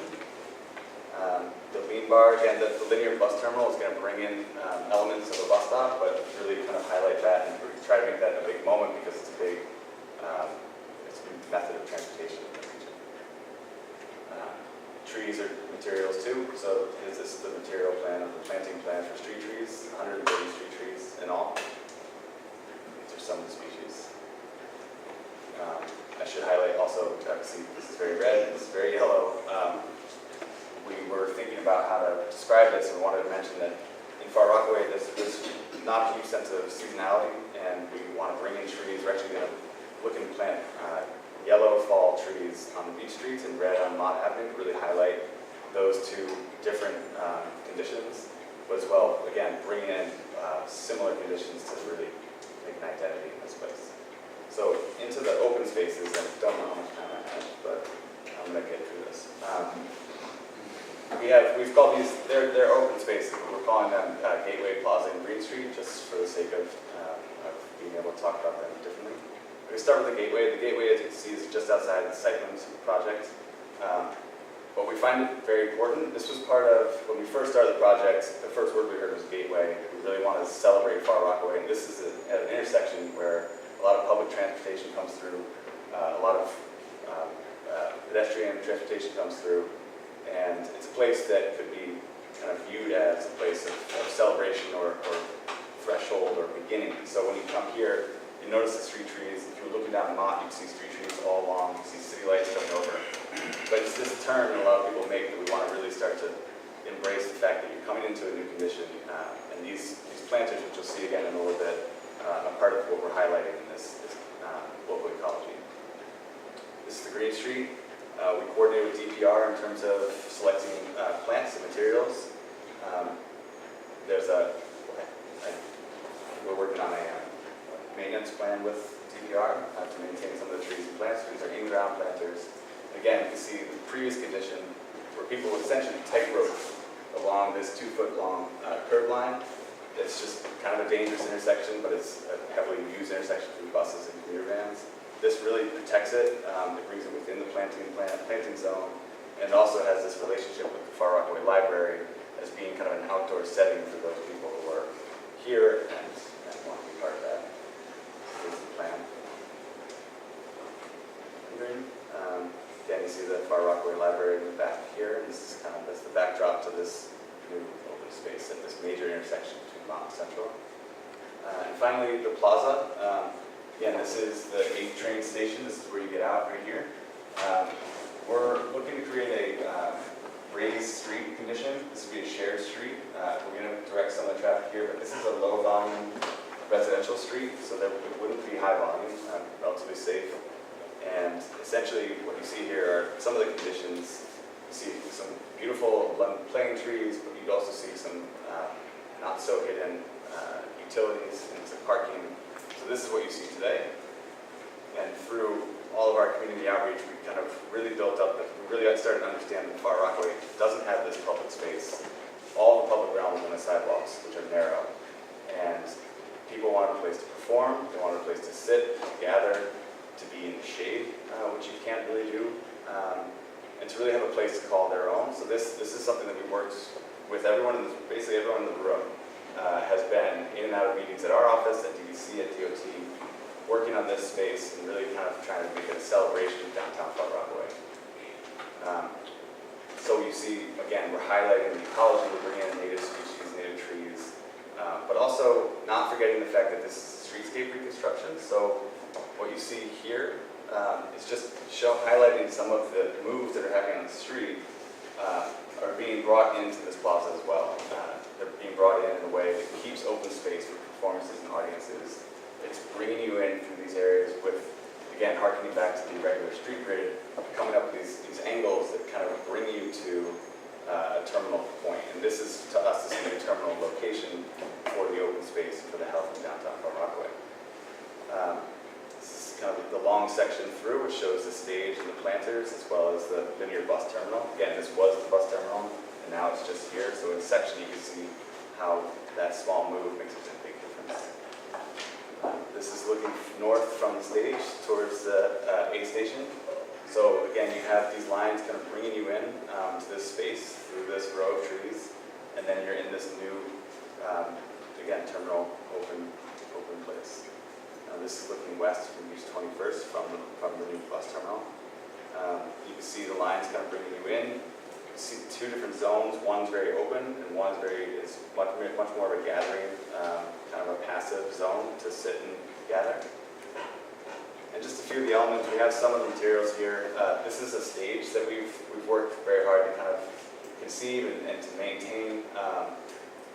This shows kind of integrated bench seating. There's a lot of seating, both for social and just for relaxation. This brings you up through an ADA ramp to a space ample enough, we think, for large performances, small performances, informal gatherings, and informal performances. We find this to be very important in the public sphere, and it's something that Far Rockaway currently doesn't have. And this is the cross-section of the stage, just showing that we have, again, finding all the places we could find to plant, to bring out the ecology as best we can. And going back quickly to the larger geological framework, we were thinking about how we want to bring something in, some element into the downtown area that should highlight the ecology. And here we have native beach grasses planted in we're working on our dune planter. This is entirely consistent of granite. There are score marks. This is it's technically a movable feature. Obviously very heavy to move, but this is something that we feel really strongly about in that you go to the beach, you go to the dune, it's informal, you find a place to get comfortable. This is not meant to be the primary seating area. There's plenty of back seating for city benches and for the stage. But we really see this as something that's people are gonna remember this piece. They're gonna see this and they're gonna think the beach. They're gonna realize that they're actually less than a mile from it. And these are something that we feel strongly about in terms of having informal gathering spaces that are gonna be great in the Rockaways. People are gonna kind of see as their own, take ownership of. A couple other things, I won't go back, but there are a couple images showing the existing conditions off-site of this plaza. Nothing faces this plaza, so we found that using something like this with climbing plants is not a bad thing. It only helped to enhance the kind of the greenery in the space. And finally, this again is applied everywhere. This is a permeable paver system, just showing how it interacts with 5x10 tree pits, 4x10 for narrow sidewalks, and 5x5 for the plaza space. Again, all these were vetted and worked out in conjunction with DPR. This is used, as you can see on the bottom left, in Hudson Square. It's quite successfully. We went there on a group class field trip recently, and we actually got a tutorial, the maintenance tutorial, construction tutorial from HSC, who gave up their morning just to show us how well these are working. And this is something that, again, Councilman Richard was there, Kevin was there. We're all very excited to bring something like this in Far Rockaway, knowing that the tree health will benefit greatly from this type of condition. So here are some of the materials which are here. Some of the trees and planting pallets for the plazas, climbing plants, beach dune plantings, bioswale plantings, the trees that are consistent with the streetscape plantings. And again, some of the typical standard DOT material palette which we're looking to use in these spaces. Thank you. Well, this is a great project. And as someone who does projects like this, I know how hard everyone in this room has worked to make it happen. It may not, to some people, seem like a dramatic change, but it is dramatic, and it's really good. So everyone should be congratulated for collaborating on making this happen. I think I only have actually one comment, and it's undoubtedly related to DEP. And it has to do with the limit of work on Mott Avenue. Now that I've fully understood your palette and the moves you're making, there seems to be somewhat of an arbitrary cutoff to Mott Street, Mott Avenue at the south. So can you just go back to the site plan? And if you could explain to me if there's any way to just finish that street? Talk about that. There, that's fine. This I mean, section. tell me you can't finish the last 40 feet. Here. You're Yes, here, you're here. both. Both. Okay. I mean, the thing is that you're making a huge deal of this, and you are doing a great job, and the public doesn't understand why all of a sudden everything stops right there or right there. It just, what's the problem?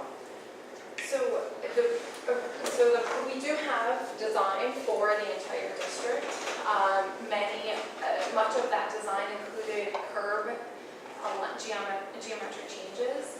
And there was concern from the engineering aspect that if we finished the curb lines and the sidewalk and resurface, that the next phase of the DEP work would potentially deconstruct what we had done. So when you look at this plan, we actually have, so the southern portion of Far Rockaway, the end of the DEP work is here. And then for the western section, the end is ends here So at is the Redfern. short answer that you will finish this when DEP is Yes. finished? So all of the geometric changes, the sidewalk, will That's be all done. I needed to know. Just to add, so this area doesn't actually have any storm sewer in the area. It's all seepage basins. So without the DEP infrastructure, we can't actually rebuild the sidewalks and everything, because there'll be nowhere to drain the water. No, it's absolutely fine. I understand things have to be phased, and you don't want to put things in that have to be ripped up later. I just want to know that at the end, when DEP is finished, that you will, Yes. okay, perfect. And it's funded. So there's a total of $43 million for Far Rockaway for the 3 phases, and this is the first phase of the DEP work. So we felt comfortable with them. Which Funding is all the phase. highlighted area. Yes. All the dotted line, so not That just will that one. ultimately, Even Cornega Avenue, the recipes 22nd, and Channel Drive on the left side, all that. no, this is a fabulous project. It's really well done, very thoughtful. I think that the little space that you've carved out is really well done, and maintaining the sight lines so it doesn't feel like a back alley. It's really great. It's really great project.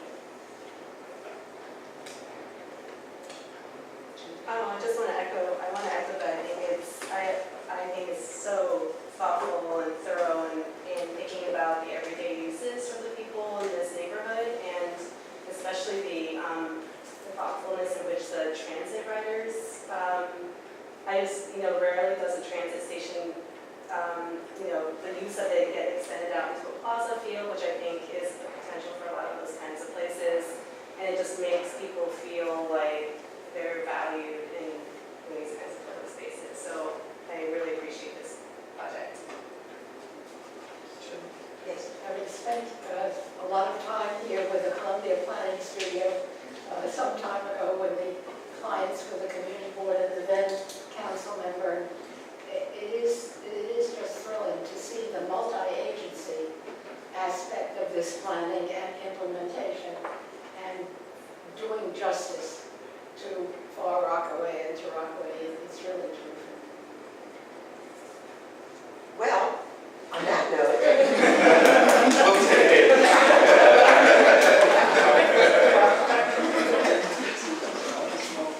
it's really good. We thank you very, very much.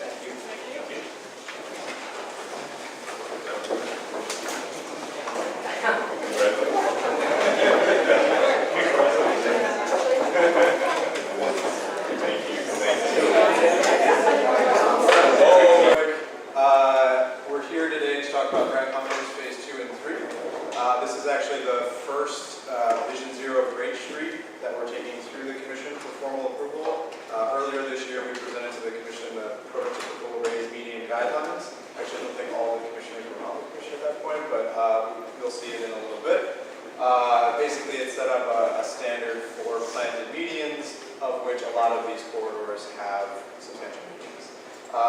Grand Concourse Phase 1 was actually approved by the commission several years ago, and this is the extension of that design. So I'll get into it. Phase 2 is from 165th to 171st, and Phase 3 is from 171st to 175th. There is also a Phase 4 that's currently in design that's from 175th all the way up to Fordham Road, which you'll be seeing down the road.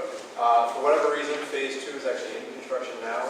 It was an oversight. You know, we don't know quite how that happened, but it's in construction. Phase 3 is in design, and we'll go into construction hopefully early next year. Just to give you some site context, these are photos of the completed Phase 1. This was actually just after it was finished. So you can see there's the raised median. In Grand Concourse, and you'll see this throughout the design, there was already existing medians that had fairly mature trees. So we can't raise the median around those trees, we'll end up killing them. So this design is a little different than the prototypical guideline in that you'll have this condition where you have a 6-inch high median and then a raised median next to it where there'll be plantings. Again, some other existing conditions from Phase 1. So you can see this is 2015, so a couple years after this was built, but the medians continue. Phase 2, you can see this is in construction currently, but same idea, continuing that same design. These are some of the construction photos. So this isn't being actively built right now, but it's a straight continuation of what was built as part of Phase 1. Again, moving up Phase 2, haven't quite gotten to this part of the corridor yet, but we'll keep continuing. And again, you can see the existing medians are in pretty bad shape. It's definitely a corridor that needs to be rebuilt. And as part of the Vision Zero effort, it's one of the main focuses for our agencies. This gets into Phase 3. So again, you can see that same condition exists. We do have existing mature trees that we're going to preserve throughout the design. Again, it continues on. Definitely needs some help.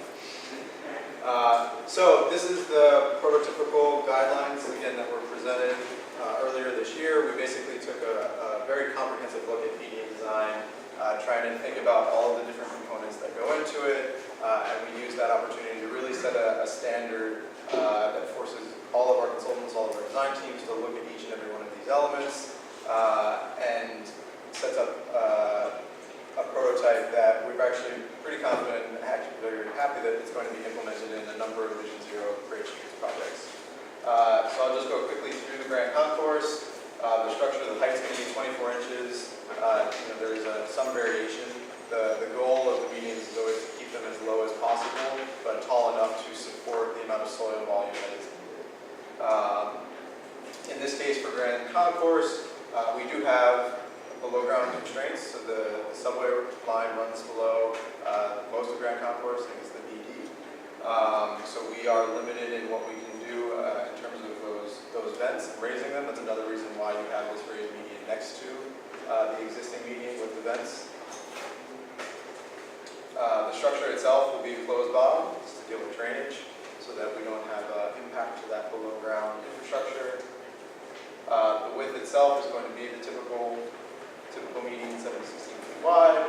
The intersections, there will be furnishings, city benches, and lights, not at the intersections in the median, but actually on the sidewalks for Phase 2 and Phase 3. And then in terms of the plant palette, ultimately it will be done via water truck. There's no irrigation being installed in this phase. It's something that we're pushing for in future phases for Grand Concourse and in other projects throughout the Vision Zero Great Streets project, but in this case there won't be irrigation, so we'll be doing maintenance that way. The other thing to point out is Phase 2 and Phase 3, when they went out to bid, when Phase 2 went out to bid for construction and when Phase 3 went out for design, DOT didn't have a maintenance program yet, so we didn't have any funding. There was no necessarily guarantee of that funding. So Phase 2 and Phase 3 right now are being built without any plants. It's just going to be mulch and weed barrier. But since we've gotten that funding post sort of those things going out, as part of Phase 4, the design team is going to do planting plans for both Phase 2 and Phase 3. And those plants will either be installed as part of the Phase 4 construction work, or if it finishes in time and we can work it into the Phase 3 contract as either a change order or some similar lines, we're going to push for that as well. So both phase 2 and phase 3 will be planted. The design will just be done as part of phase 4, and we plan to submit that planting plan to you towards the end of the year. The phase 4 design consultant is on board. It's one of the first tasks that they're going to do, and so that'll be coming through. The planting plan will be very similar to phase 1. Try to keep the planting plan very simple.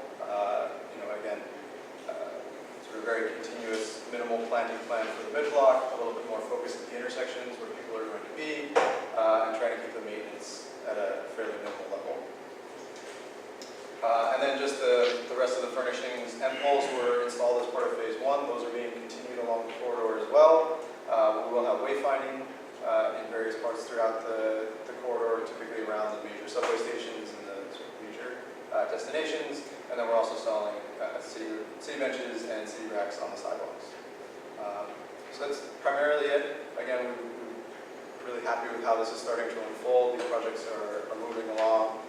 Phase 1 of Atlantic Avenue, I think, will be the next one that we submit. And then that'll be followed by phase 1 of 4th Avenue. So we're really excited about the Great Streets program. The prototypical guidelines have gone a long way in really making the design process much simpler. So we really appreciate the Commission's feedback and help with that process. And we think it's led to a good result for the Grand Concourse and will lead to a good result for the other corridors as well. I'm happy to answer any questions, but I think that's, just in terms of the plans. So this is the existing, and then you can see the proposed. So all of those trees are existing and going to be preserved. The median is on the outside, and it continues that way throughout the corridor. That was phase 2. Phase 3, very similar. So we've got the curb height median and then the raised median on the outside. I will note again for 4th Ave and Atlantic Ave, the entire median is going to be raised. We don't have that existing tree but we don't have that existing tree situation for those corridors. And that's it.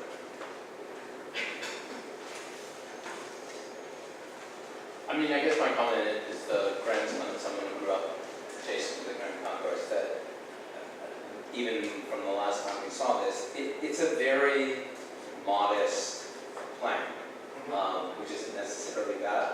We saw something recently we thought was too grandiose, so modest isn't bad.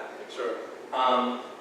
But keeping with the fact that it is the Grand Concourse, designed to be a major thoroughfare, and the notion that phases 2 and 3 are simply partially raised concrete planters with nothing in them, it will have a relatively, sort of, to be kind to it, unimpressive presentation when it's finished. Sure. And I think it's essential that the department really understand that if it's going to move,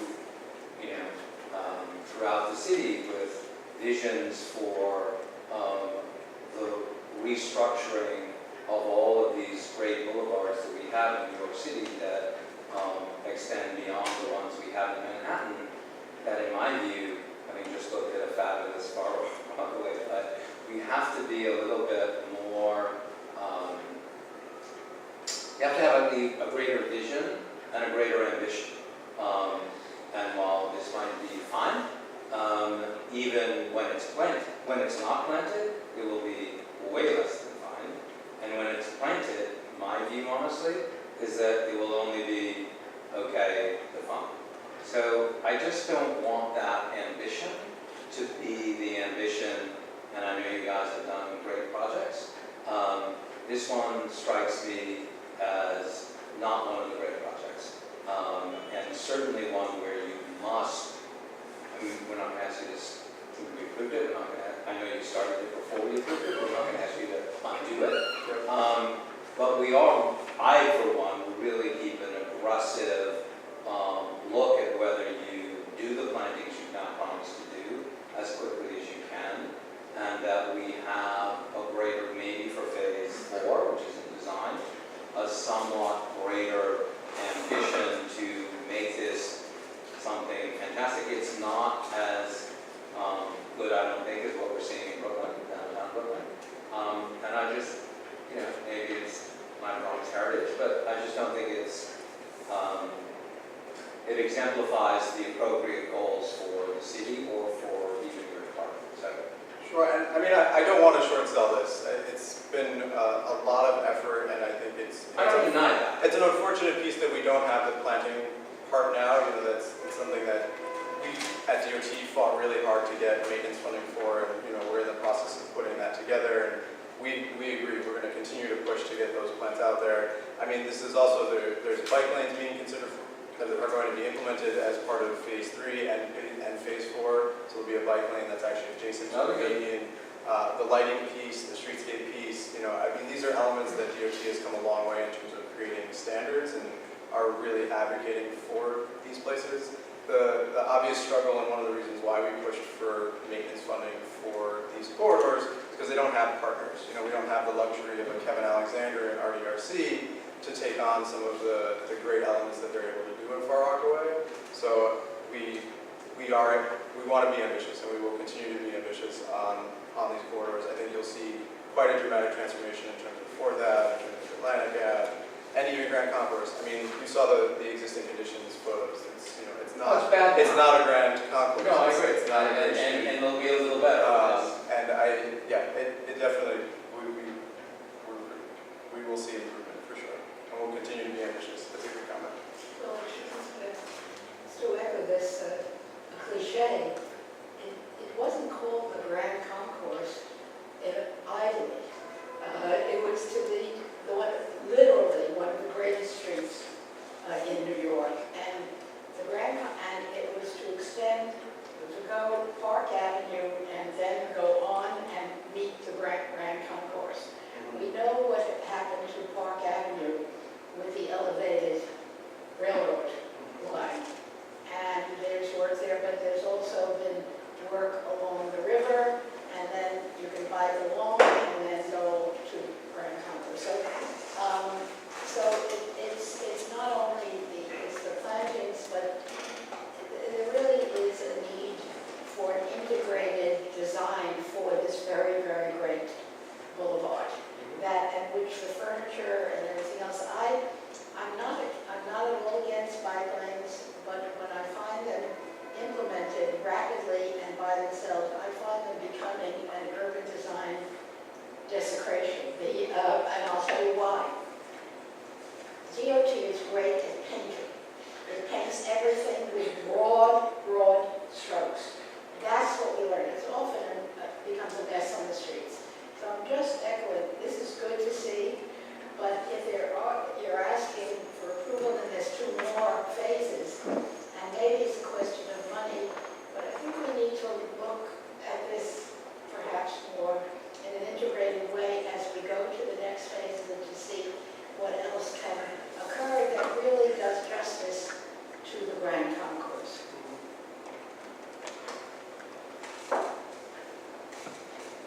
Okay, any other commissioner comments? Spoken like true New Yorkers.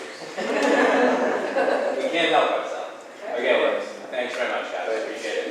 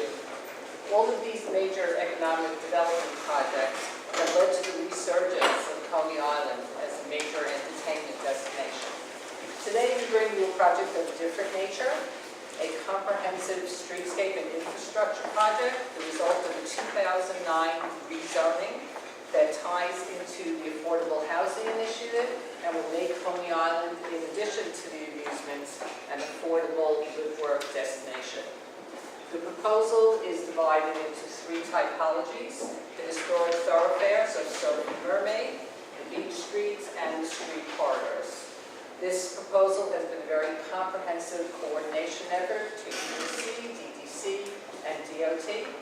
And Gentry Locke will be making a presentation for you, slide 10. Thanks. Thanks, Gail. Good morning, everyone. Good afternoon right now. As Gail mentioned, I'm Gentry Locke with Stantec. This is the Coney Island Infrastructure Project that we're working on with EDC, and this is a joint submission with DDC as well. So to give you a quick overview of the project, this is located out in the borough of Brooklyn. The project site is on Mermaid Avenue, Surf Avenue, and Neptune Avenue from about Stillwell to 21st Street and extends a little bit further on. In addition, there's a couple new streets, Parachute Way and Ocean Way, and the streets extend down to the extent to about the boardwalk, which is right here. The subway station is right here, and then you've got the Coney Island amusement area as well. Quickly, this is the New York City bike network in the Coney Island area. You can see that the majority of the bike network is on Neptune Avenue, Surf Avenue, as well as the boardwalk down here next to the beach. And then you've got the north-south connections on West 16th and West 17th Street. So Coney Island was rezoned in 2009 into 3 different districts. You've got Coney Island East, Coney Island North, and Coney Island West. Coney Island East is where the current amusement area is. There was, per this rezoning area, there were approved drainage plans prepared and approved by the New York City Department of Environmental Protection.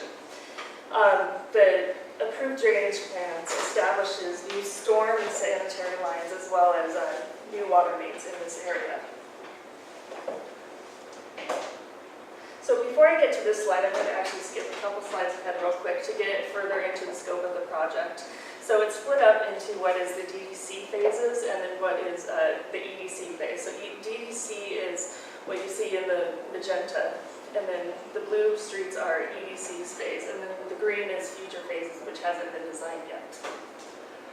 And as I mentioned, the streets will consist of new infrastructure, new sewer lines, sanitary, as well as water mains. EDC's phases also include raising of street grades per the approved drainage plans. So going back to this slide shows where the raising of the streets will be. So there will be, Surf Avenue will have about 2 to 3 feet of street grades raised. Down here, when you get closer to the boardwalk, they'll be elevated to about the level of the boardwalk, which can be about 6 to 9 feet higher than what they are now. Real quickly, the project site is also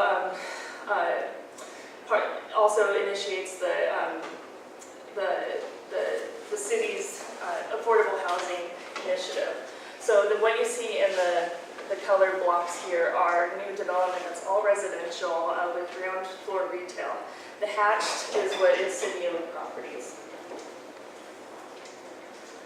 So Coney Island has historically been one of the world's most famous amusement destinations. It once spanned what is now the Coney Island East, North, and West zoning districts. However, in the later half of the 20th century, it has been constricted to only a few square blocks now. Through the demolishing of most of the Coney Island amusement, only a few structures remain today, including the Child's Building, which you see in the lower left, and the parachute jump here. With the help of the Coney Island History Project, you can also see in this photo here the use of historic M poles before the introduction of the Cobra heads. This is the existing lighting diagram of what Coney Island looks like today as far as street lighting goes. On the boardwalk, you have the type F pole. You've got a few historic type B poles on 10th Street. Steeplechase Plaza has the Coney Island, or has the Flushing Meadow pedestrian poles, and all of the streets are the standard Cobra heads. So we thought the best way to portray what we're proposing for such a large project is to divide this up into 3 typologies, which we often mentioned. The first typology being historic thoroughfares on Surf Avenue and Mermaid Avenue. We've identified the typology 2 as the beach streets, which are indicated in red, which are the new and the existing streets. south of Surf Avenue. And then the third typology are the street corridors, which are mainly residential streets.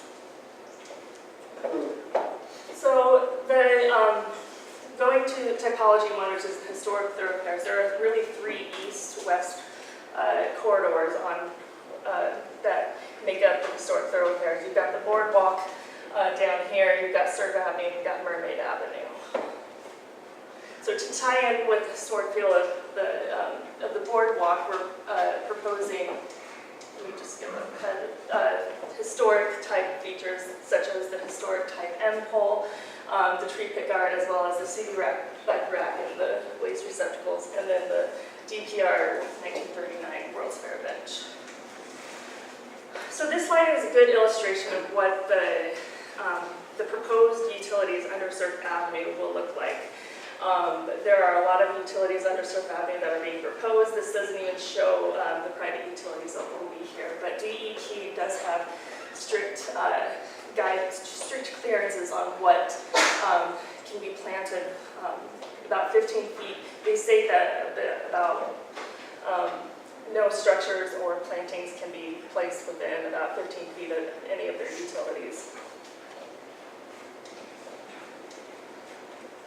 And quickly, this is just a siting diagram showing roughly where these site furnishings would go. It also includes what DOT's plan for the Walk NYC wayfinding signage as well. These are just site plans on Surf Avenue showing in greater detail with the placement of the site furnishings. This is a good diagram showing what Surf Avenue looks like today versus what it would look like in the future with the new development, the Type A bench. We would plant as many trees as we possibly can on Surf Avenue without being in conflict with utilities and streetlights and other requirements. And then you've got the Type N fall along Surf Avenue too. And this is just showing it on both sides of Surf Avenue, what the streetscape would look like. Second typology is the beach streets, which are the streets south of Surf Avenue. It also includes a new street, Parachute Way, and then Ocean Way coming through the site as well. So existing, the site is mainly parking lots, vacant lots, and residential housing as well. It also includes the existing Child's building on 21st Street, Boardwalk, and I'll get to that here in a second.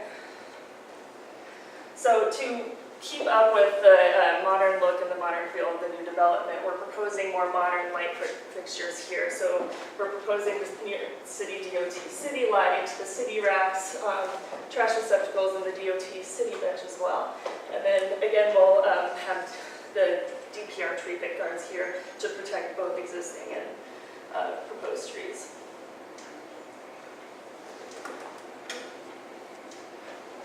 Here's the site plans of the existing, or the proposed site furnishings.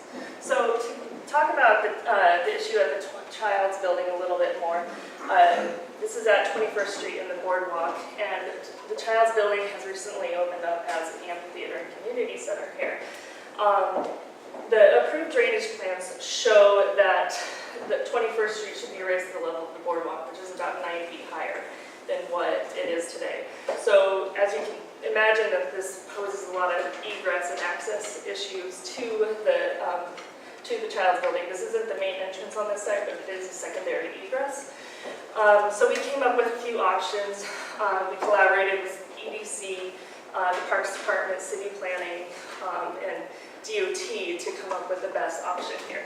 So this is what we came up with. We're still raising it to the legal grades per the approved amended drainage plans. However, we are proposing ramps that come down here to the entrances so that we can still comply. And this has been reviewed by the architects of the building as well. And then these are just cross sections kind of showing what the grade changes will be, and it's showing about a 9 feet difference there. This is an illustration of what 20th Street and 21st Street will look like at a certain extent. at the street ends at the boardwalk. So this is where the streets are being elevated. They're coming to the level of the boardwalk, which provides better pedestrian access from that neighborhood. And we would also propose more amenities in that area to provide more comfort and shade for users of the boardwalk. As you can imagine, there's not very much shade on the boardwalk. The last typology is the street corridors, which are mainly residential streets. Right now, there are existing Cobra heads on these streets. We would continue to use the Cobra heads for these streets. We would use the standard DOT trash and recycle receptacles. And again, we would use the DPR tree pit guard for protecting existing trees and new trees, and then the city bench as well. Because these are narrow streets and sidewalks, we don't propose a lot of site furnishings on these streets. They're mainly residential neighborhoods, like I said. However, we would propose benches wherever they're in a vicinity of where a bus stop is. And that concludes the presentation. Thank you. Comment?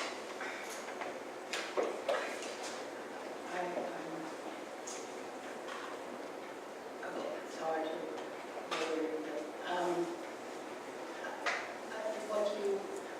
there's supposed to be an interaction between what is there, right, and what you are proposing in terms of the streetscape and furniture on the one hand. That's A. B is you are projecting proposed development, which, by the way, the renderings of the designs make them, I know they weren't architectural, but they loomed mightily, so that the relationship between the streetscape that you are proposing, which is off-the-shelf DOT standard stuff, and the new development, there's no new interaction there. I mean, I have no idea of what it's going to be like. You're plugging your vocabulary, though the rest of the neighborhood we have no idea what it's going to look like. And on the other hand, some of the existing neighborhood, you have your existing furniture. So, and yet the goal and the statement by the council member and others is that this is a great opportunity to renew and revive Coney Island in its diversity, both demographically, in entertainment, and in terms of the streets and circulation. So I'm just having some difficulty understanding this. For example, just to be very specific, and this is experience that is not empirical.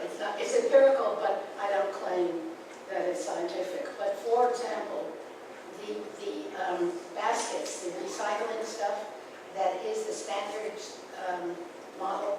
I would wish and pray that somehow this would come before BDC.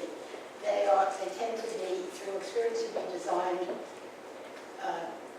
badly. They don't work for the recycling in many neighborhoods. They overflow, so that the repetition of that particular kind of furniture in a new community with history, so it at least raises questions. So all in favor, this is a chance you're going to do the infrastructure, but I'm just trying to get a handle on how this is going to work for the two different streets in terms of the goals that are stated, but which I say in general I don't quite see, though I admire what you're trying to do.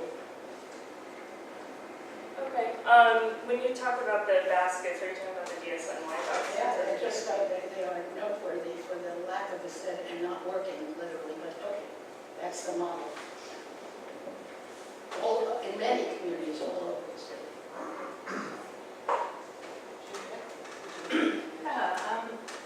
I really appreciate the effort to make this whole neighborhood more legible for current residents and future ones. And I think, I would encourage the team to be more ambitious in terms of, this is a huge opportunity to, really transform the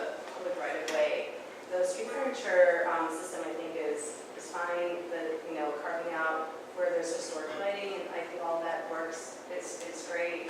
I think that's just the start of what could happen here. Specifically, I think that there's a lot of opportunity to really look at pedestrian and cycling as well as the vehicles. This is going to be a destination neighborhood, not only, and it's going to draw a lot more residents as well, so you're going to get a huge addition of people, and it would be great to see the streets really support their uses. So, I really like to see more amenities for pedestrians and cyclists, and specifically, I think around some of these major intersections which lead to some other kind, lead to a park of something, some kind of destination on the boardwalk, or our entrances to the whole district. I think there could be, some curb extensions, ways of showing that, people are walking around here, and it's a really great neighborhood to walk around. I think some of the streets that are your major corridors are really quite wide, and they handle a lot of people on the weekends, and there could be a lot more traffic calming elements put on them, and that would, I think that would add a lot to the overall district plan. So I don't really have comments on the furniture proposal per se, but I think that there's this opportunity here to add more since you will be in the street. Okay, thank you. And I did forget to mention, as I was talking about the raising of the street grades, that there is this other portion here that due to the raising of the streets, there has to be a transition period space going down to the existing grades, which will eventually, is being designed as a pedestrian plaza and then a main thoroughfare to the boardwalk as well. So that will be submitted under a separate PDC submission, so keep that in mind as well. Okay. So, but thank you. Yeah, I think specifically Surf Avenue is one place, I think, use some of that. I think the attempt at creating zones and hierarchy of street vocabulary is an appropriate response, but I find it kind of disappointing that at the end of the day, there's no real identity of place. And I'm confused on that cross-section that showed the utilities. How many of these utilities are being reconstructed, and to what extent are you being constrained by utilities? Let me go back to that slide. Yeah. So this slide, they're all new utilities going in. All the existing ones are being demolished. Okay. Well, I would just, if I could jump in. Yeah. Brian Larson, Senior Vice President with the EDC Capital Program. We are replacing what we call wet utilities, the sewers, as Gentry mentioned, and water mains that are designed based on the DEP's approved drainage plan. But we also have a lot of private utilities, electric, gas, and so on. I mean, anyone who's seen a street in New York City opened up, it tends to be a lot of spaghetti in there. But the project is, a infrastructure reconstruction project. So all of the wet utilities are planned to be rebuilt and served back in. Okay, thanks. So when you said we're planting new trees to the extent possible, where are you constrained in tree planting? Other than offsets from streetlights and corners of the usual? I mean, we're constrained, with all the typical, like what you said, the streetlights, the drop curbs. But there's no easement that is constraining? No. Okay.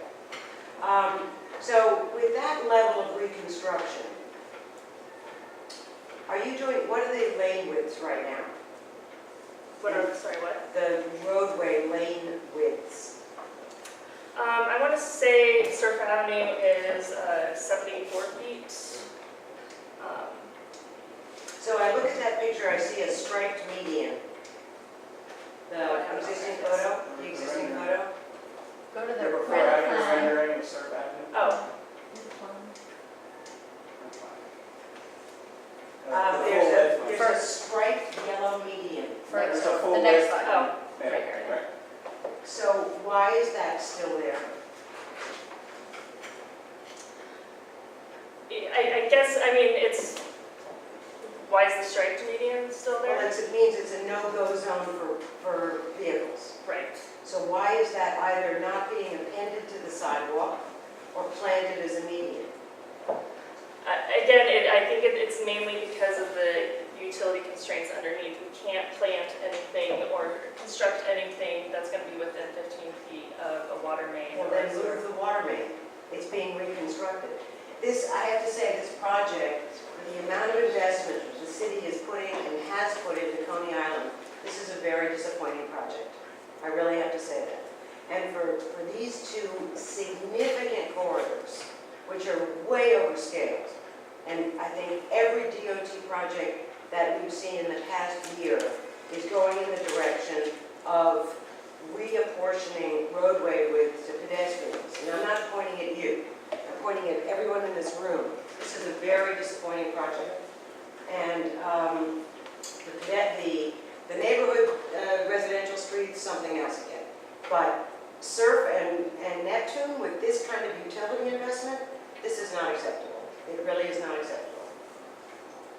And when you come back, I would like to see the alternatives that were developed for the sidewalk in front of the child's building. Because right now the pedestrian is walking in a trench. And it seems horrible. And it is a major approach to the boardwalk. I understand we have to raise the roadway. I'm not in any way saying that that doesn't have to happen. But I'd like to see what other alternatives were explored to arrive at the solution of pedestrians in the trench.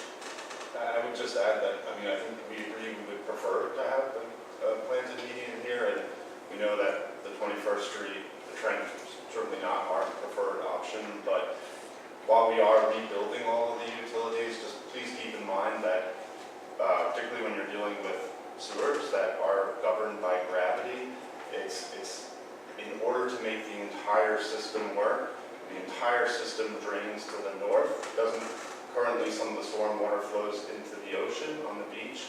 We are changing that. We're sending it north into Coney Island Creek. That's a long distance. It's very difficult to thread these gravity-run sewers in an area this flat out there. So in the case of 21st Street, like one of the things that is governing that trench is that while the streets were raised for a variety of different reasons, they weren't originally raised to make the sewers work. We cannot make the sewers work without that raising. But why is that median not added to the sidewalk? I'm not trying to mess with the sewer, I understand gravity flow. But that roadway is not needed for vehicles, it's perfectly clear. So why keep the sewer where it is, wherever the hell it is, and give that roadway back to the sidewalks then, and keep the sewer exactly where it is? We can look at that.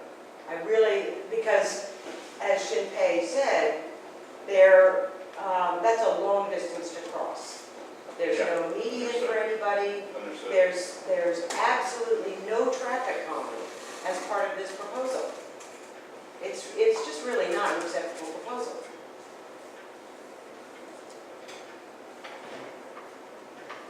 Commissioner, I'll jump in from the DOT side in that, we've been working with EDC more recently on trying to see what else we could do. So I think we definitely acknowledge that this is a very wide roadway and we want to see what else is possible. Obviously, there are a lot of constraints on Coney, and that's been the thing that we're trying to work through as well. No, and I understand Coney is very flat and that, probably the sewer alignment is the driver. Yeah. And so figure that out and then make the roadway and pedestrian scenario work better. And I also would say when you come back, it would be good to see your, as part of your palette of sort of space making and place making, what your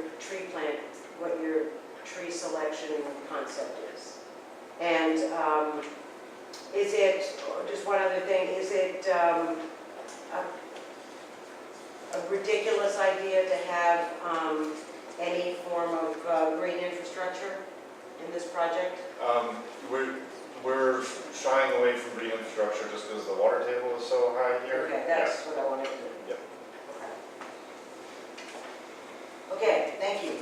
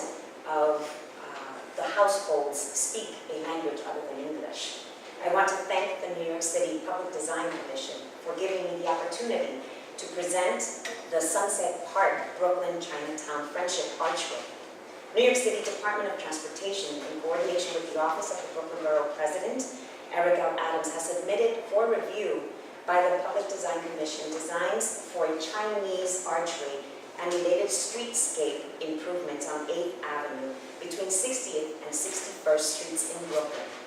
Brooklyn is home to North America's largest Chinese American population, and in May 2014, Brooklyn Borough President Eric L. Adams and I signed a sister city agreement with the People's Government of Beijing's Xiaoyang District. In celebration of the sister city agreement, the Xiaoyang District offered to donate a friendship archway to Brooklyn, which would be erected on 8th Avenue in Sunset Park, the hub of Brooklyn's largest Chinatown. The sister cities share many of the same municipal and cultural dynamics. While Brooklyn is the most populated borough in New York City, the Xiaoyang District is the largest geographically in Beijing.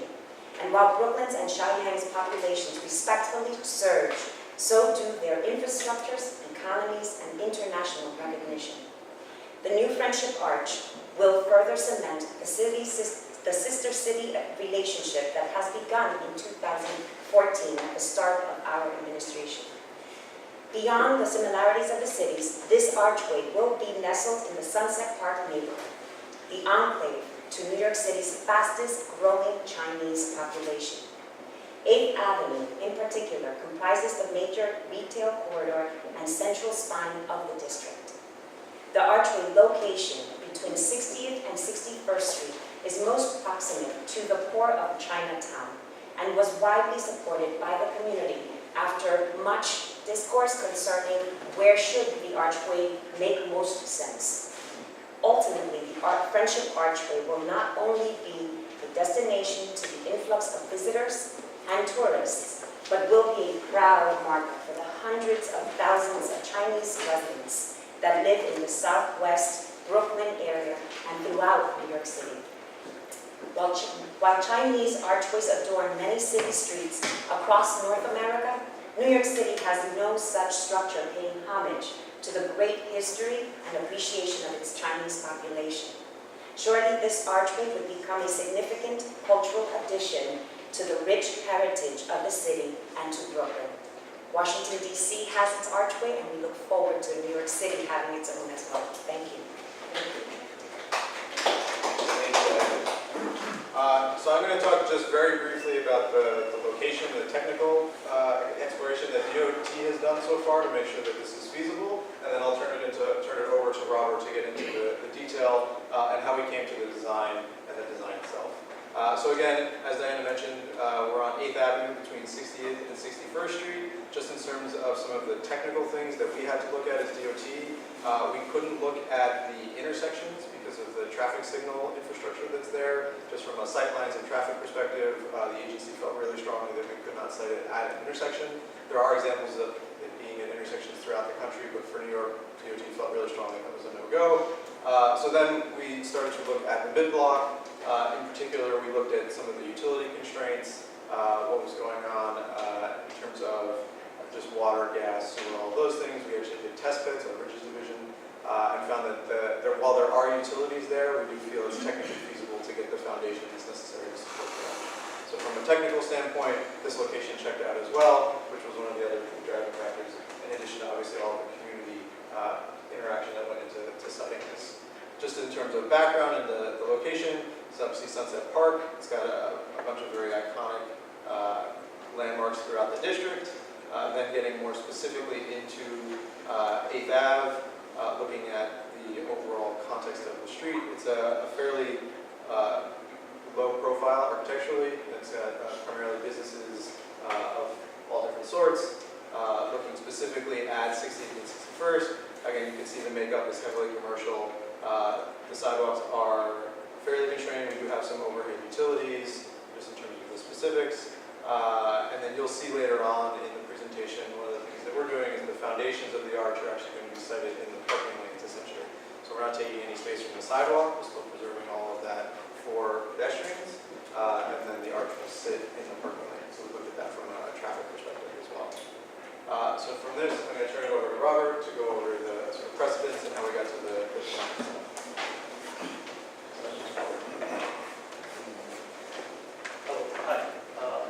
Chinese archways is the special type of architecture to commemorate a building or sitting in front of the thoroughfare, major thoroughfare.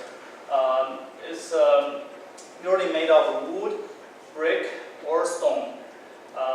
The style of it are different according to the different geological locations. The archway in Beijing, because we're talking about that this is a gift from the Chaoyang district from Beijing. There are used to be 300 well-known archways around the city, and right now we have in Beijing there are 100 archways still sitting on the street and also in the temples and gardens, as you can see. Archway in most America, outside of China, America, Europe, and Australia, it's a symbol for the Chinatown. The largest archway outside China actually is in Washington, D.C. It was also a gift of the Friendship City from Beijing. Actually, this one, and this one is from in Philadelphia and in Boston.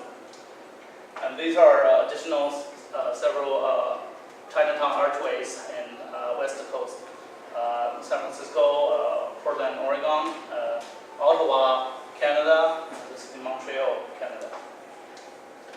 And archway, the Chinese archway has different styles. Basically, it was divided into major two groups. One group is called the Chongtian, means the pillars goes on top of the roof, penetrate the roof.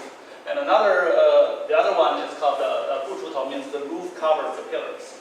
And they were categorized by the number of pillars they have, and also the number of roofs they covers. In this case, 2 pillars, 3 roofs, 4 pillars, 3 roofs, 6 pillars, 5 roofs. These are the most elaborated ones, usually used for the major, like imperial mausoleums or imperial structures. These are the site of the proposed archways. It's on the 8th Avenue between the 60th Street and 61st Street. These are the existing street features what we have. Next slide shows the proposed site plan. So when we erect the archways, we are proposing this is the archway bodies with the 2 pillars spanning across the street, and also we're proposing a additional bench on the 8th Avenue. This is the specific design for the archways. We chose according to the size of the width of the 8th Avenue, we chose the most elaborated ones, the styles that exist, which is called the 3 bay, 4 pillars, and 9 roofs. We call it 4 pillars, but the intermediate pillars in the center were terminated by the Golden Lotus terminals to clear the traffic. The 9 roofs are these 2 are the additional 2 roofs for the design. The clearance, the traffic clearance is 17 feet and 2 inches above the curb level. And the total height of the archway is approximately 42 feet from the curb level. And the width of the archway from center line to center line of the pillars is 40 feet and 4 inches. And these are the section of the archway which shows the structures. The archway will be lit by the LED light, strip lighting, and then we will run the electrical conduit inside the archway bodies. It will be a reinforced concrete structure with a hollow inside. And this is the preliminary foundation design of the archway. This is a schematic rendering of the with action streetscape of the archway side. We were proposing 2 scripts. This is a Chinese script called the One Family over 4 Seas, which is where whole family means. And then the smaller text reads Brooklyn, New York, and Chaoyang, Beijing. And here is the English transcript on the bottom. And these are some additional elements to explain. We're proposing the roof tiles is a golden glazed roof tiles. It's pretty common in the Beijing's imperial architecture. It represents the highest hierarchies of the imperial architectural styles. And also the painting we're proposing is also the highest. It's called the Golden Dragon Hexi style. You can find it in the Forbidden City, in the major structures in Forbidden City, and also in significant, important temples. The pillars we're proposing to have it clad by the golden engraved by the golden leaves, so it gives it unique features compared to the other archways in other cities. These are some lighting schematics for the archway.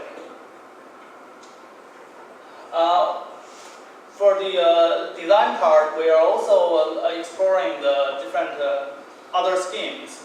For example, the red columns with the different styles of paintings and roof tile colors. The Golden Dragon, this style is a higher hierarchy. This is the second hierarchy. Is called over here. It's called the Xuanzi style. This is a higher hierarchy than this one.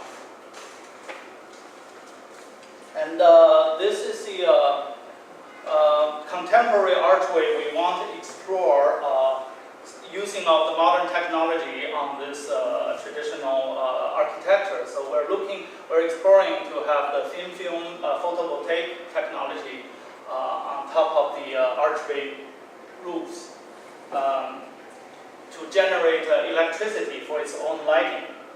And it's very also it's good publicity project for the public to acknowledge the importance of the green technology. So we want to promote the idea of a green archway. These are some construction photographs of the similar projects in North America. This shows how the archway is constructed. As you can see here, they're putting the glazed tiles. The body of the archway is basically reinforced concrete in the form of a wooden architecture. And then it was supported by a foundation underground. As also you can see, these are the phases of construction. The archway is pre-assembled outside and then assembled on-site by these trucks. And then the painting will be carried on later by the skilled workers. And these are some of the street views. This is archway seen from the 8th Avenue subway, MTA subway. And this is from the other side of the street. So we have some of the materials here, by the way, if you want to take a look. This was one of the paintings that actually came from the tile, and then this is for the base. But otherwise, if you have any questions, we're happy to answer. Yeah, I guess I have a couple. So, if we can go back to it's mostly about the architecture of the arch. I was a little surprised that the architectural vocabulary of the arch itself was as ornate as you described it and as formal, and the references are to Imperial China.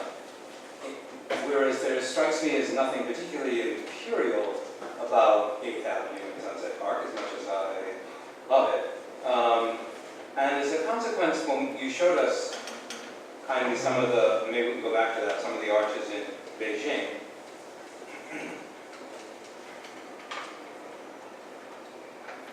And back, and go to that Shanghai and go forward again.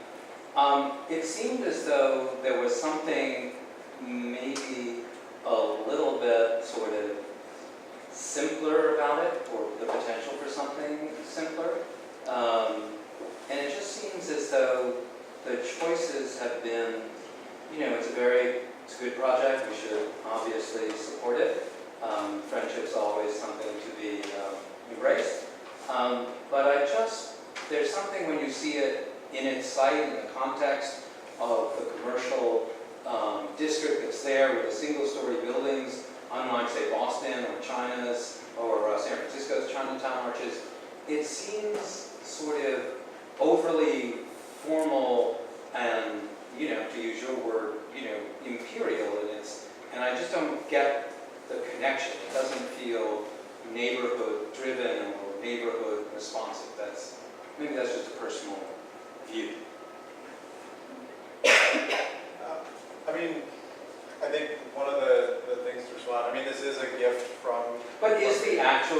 someone designed the archway.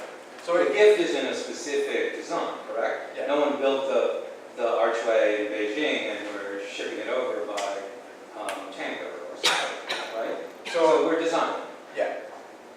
Yeah, it'll be, it's, so that, I mean, there is, and maybe Winnie, I don't know if you can speak, there is a Chinese side to this. We're working with the Beijing government, the Shaoying government.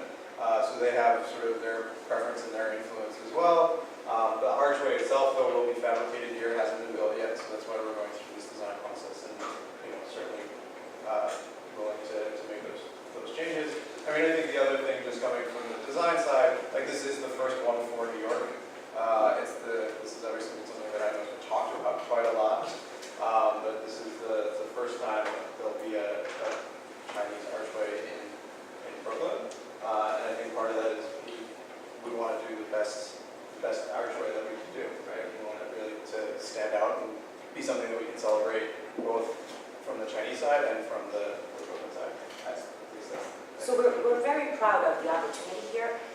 In the previous administration, under Marty Markowitz, there was the mention of this Friendship Archway and this design and the understanding that it had to go through this process. And so in this administration, we have been able, first order of business was to understand the Friendship Archway.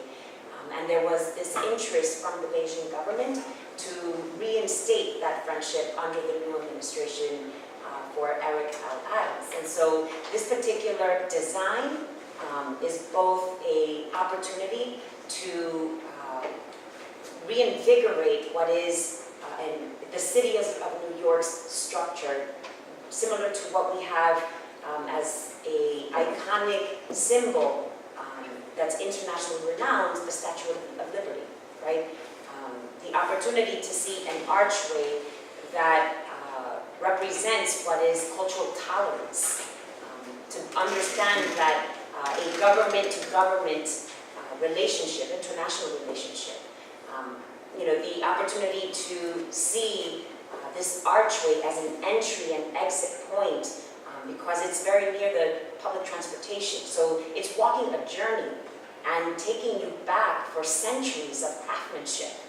What Brooklyn has been known for in its industrial era, what many perhaps forget, and to understand that this craftsmanship, this artwork that people can come and see and value shouldn't be any less than imperial. And it's not to say that it's replacing what would be the working class. And so we want to make sure that we have a stature, because it is the first in the city of New York. And I believe the state does not have one at all. And so we want to make sure that this particular archway, with the input of the Beijing government, is a respectable and welcoming, as well as symbolic piece of artwork that will overarch our street and city landscape. Does the gift come with a maintenance endowment? So the maintenance agreement is being negotiated. The president of the association will speak up a few moments. Hi, good afternoon. My name is Winnie Berger. Is the president of Sino-American New York Brooklyn Archway Organization. And we're working on the minute contract agreement with City of New York now, working on. And then I behalf to present the Archway Organization. I mean, thank you for your guys. And then the Archway is way mean to the Chinese community. And the Chinese community in the New York is over 160 years Chinese community in New York. But we don't have an archway. The archway is way culture for traditional culture for Chinese. So that is why, we have this archway from the Beijing Town District to give to our Chinese community. And I know it's from Brooklyn Borough President Marty Markowitz and Eric Adams right now, and way working hard to honor this archway for the Chinese community.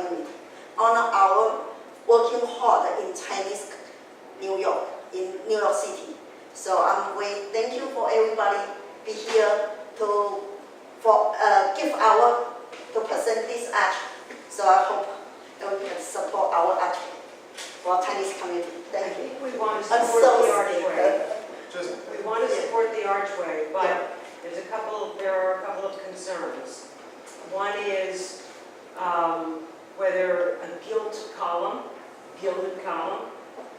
is the most appropriate choice of material because of maintenance. I don't think we want to, overburden anyone with the cost of that, because it is, the artwork itself is absolutely spectacular, but we know the toll that air pollution and such will take on the paint. So I, for one, would suggest that the gilding of the columns be replaced with one of your alternatives of red. The other is that I think that the statement that this comes with streetscape improvements is somewhat of an overstatement. And the positioning of this arch, even at 42 feet, is not obscuring the utility poles and the fire hydrant.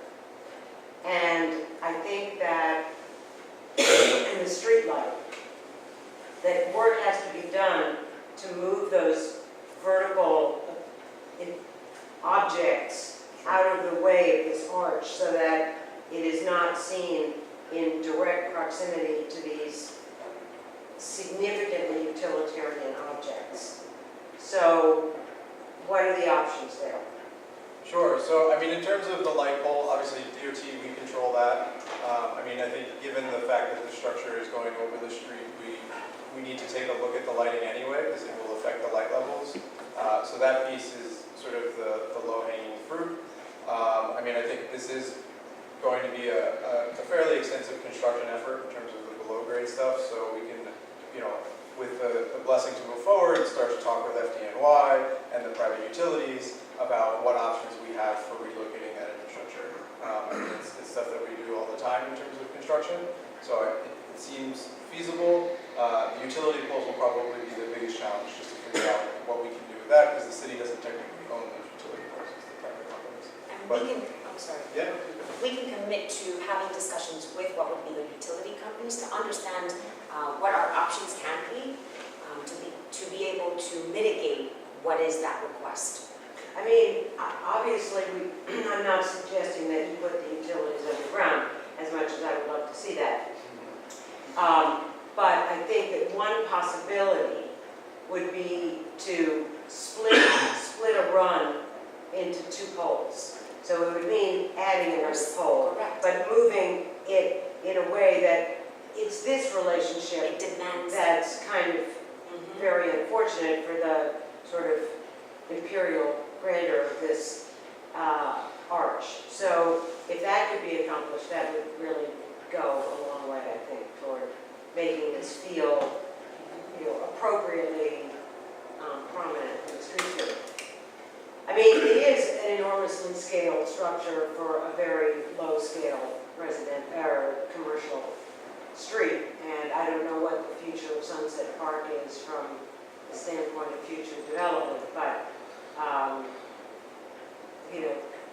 Commissioner Ahrens is correct that the examples that are shown in comparable cities have a comparable scale of context to the arch.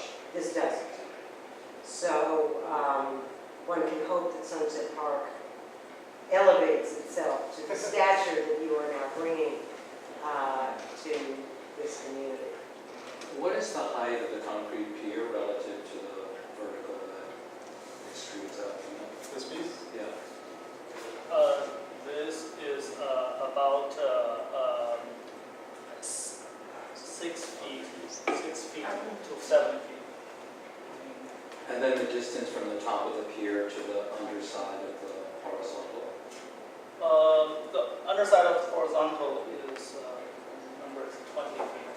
So, did you say? So it's about 17 to probably leave numbers here. So 17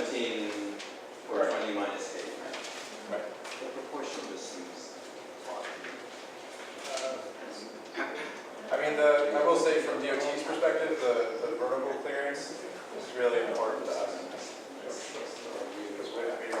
Because while this may not have massive trucks right now, we have to make sure that a big fire truck with the ladders and whatnot can all be under here, so that the vertical clearance, sorry, I'm just saying, is important to DOT. Totally. Yeah, absolutely. Yeah, I would like it taller. I mean, but from an aesthetic point of view, not lower. We can tweak the height and the proportion a little bit, but forgive me to using imperial. I apologize if this is overemphasized, because this is really should be called Mandarin style.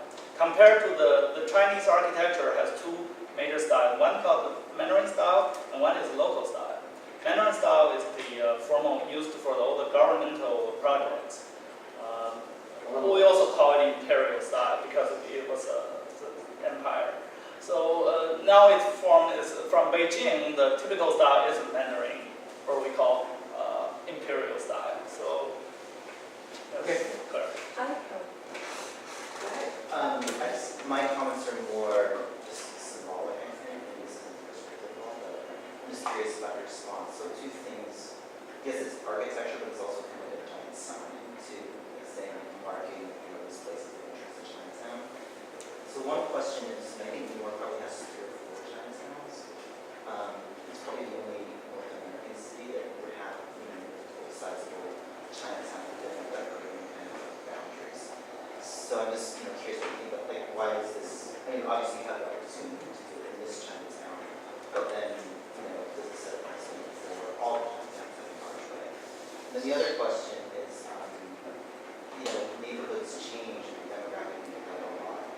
So, let's say in 25 years, what will the demographic be in, Sunset Park, Chinatown, Sunset Park, will that change? And if it does change, how does the sign respond to that? So I'll respond to the first one in terms of the other Chinatowns. We're actually, for the Manhattan Chinatown, doing a project called Gateways to Chinatown with that organization, and I think we've actually invited Justin and I think Grace, you're participating, right? So that's been a large dialogue there in terms of looking at the gateway sites and looking at what might be an appropriate marker for that Chinatown. And I think that, we're certainly trying to address that proactively. I mean, it's been a very long discussion, and maybe we can talk to some of the history beyond that. But we also anticipate that, there are other Chinatowns here, and that this will probably spark dialogue with those as well, and that we'll have those conversations. It's an important piece, but I think we're trying to be proactive with where we can, particularly with the Manhattan Chinatown. And then in terms of the demographics, I just want to express, I grew up in Williamsburg-Greenpoint, and Williamsburg-Greenpoint is no longer what it once was as far as the Latino base is concerned.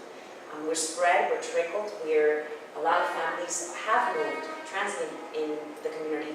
Housing dictates a lot of that. And so opportunities for communities to stay stagnant is not the case in New York City. That's what New York City is about. It's a diverse, culturally represented city of New York.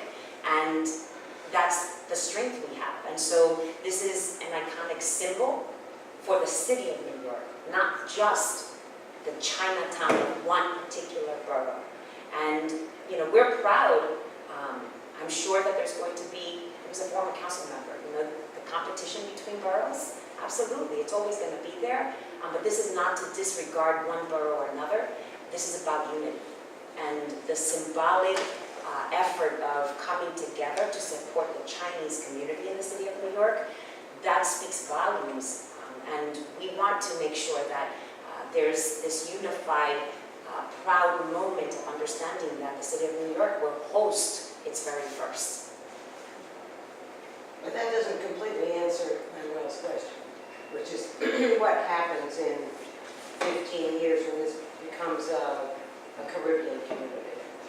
Again, it's the Chinese contribution. Winnie Greco, as the president has mentioned, the contribution of the Chinese in New York City for over 160 years, right? So we're not referring to what would be a stagnant community. We're talking about a history here in the city of New York as its contribution from the Chinese community. I come from Dominican descent. My parents came here in the 60s, came and settled in Williamsburg, and now they're in Bushwick. Is that to say that Latinos didn't live in Williamsburg? Absolutely not. No, but is there an arch commemorating the Dominican community in Williamsburg? No, not at all. Arch are not part of the Dominican Republic culture, but there is an archway in the Dominican Republic. But it is a valid point, right? We're gonna approve this. Right. So don't get all No. your back up. But it is a valid point that neighborhoods change in New York, and that the next group of culturally identifiable individuals may not necessarily welcome celebrating the Chinese American Sister City program. Or I have to accept that as a fact. I do want to share, this particular archway was presented to 3 different community boards, of which all diverse. And so Kenny is part of what would be the association. My name is Kenny Guan. I'm from Community Board 7. And I grew up in Sunset Park. I lived in the community for 25 years. And we have town hall meetings several times with Community Board 7. And also I'm executive board on Community Board 7. Also we have a meeting with Community Board 10 and also Community Board 12, a Jewish community, also a Italian community. We bring everybody together with 3 communities together, and everybody is so happy and they're so loving about this archway. This archway is just not about just the culture or the China or whatever. This is about our people and our community for living in the New York City and Brooklyn, in Chinatown, even though Manhattan, Chinatown, Brooklyn, Chinatown. This is like a culture to get people together. And then people in the future may come to AMU, just take some pictures, and then, hey, this is where my family came from. So this is like a history of our Chinese community. So I pay very good respect about this. Thank you. Yes. Yeah, I want to echo just a few things about the scale. I mean, I really appreciate that this is a gift, and it should, it's really quite beautiful in the ornateness, and wonder about the scale. The vertical clearance obviously needs to be respected, but I wonder if there was something to kind of, what I'm thinking about is the reference points with the other gateways were really gateways to places that had a lot more breathing room around them. They were prominent buildings, and this is a rather busy commercial corridor. And so want to make sure that the ornateness stands out, and right now it seems in the context of this neighborhood to be very busy. But I think, since it's being designed, just something to consider in terms of balancing the ornateness with the context of the neighborhood while maintaining that Mandarin style and conveying that cultural stamp. The other thing, since you're going to be looking at lighting, is since it will be lit, to consider the addition of the lighting of the actual structure when you move the street light, just so it's not it is a residential neighborhood surrounding a commercial corridor, so it's not overlit and can be disruption. It'll also only be one color, the light. It'll only be white light. It itself is colorful enough. Right, That's the right answer. I echo a number of the comments made by my colleagues. I do have questions. They were raised earlier, but I think it needs scrutiny. The way the pillars meet the 6 with that rather nondescript foundation, if you like, of each of the pillars. I very much appreciate the goals and the design. When I think of the enormous vitality of Sunset Park and its Chinese and Asian community, I think of it as a community of one in New York and one of 5 in New York City, the oldest being the 150-year-old Chinatown in Manhattan, where I am not as familiar as you are, but where many from Brooklyn and elsewhere continue to come to shop for the most authentic specialties of China. So there are all of these. So I appreciate very much the design. I'm not sure what the Chinese local archways were compared to the Imperial or Mandarin. I would perhaps, though I admire this, have loved to have seen something that was beautiful, appropriate, and perhaps not as, excuse me, imperial as you have described it, and maybe that could be done. The last one, which is not necessarily in the purview of PPC, but it inevitably comes up. There are other major communities. And Chinatown itself has been talking about gateways in Manhattan. Would there be other archways? Maybe so.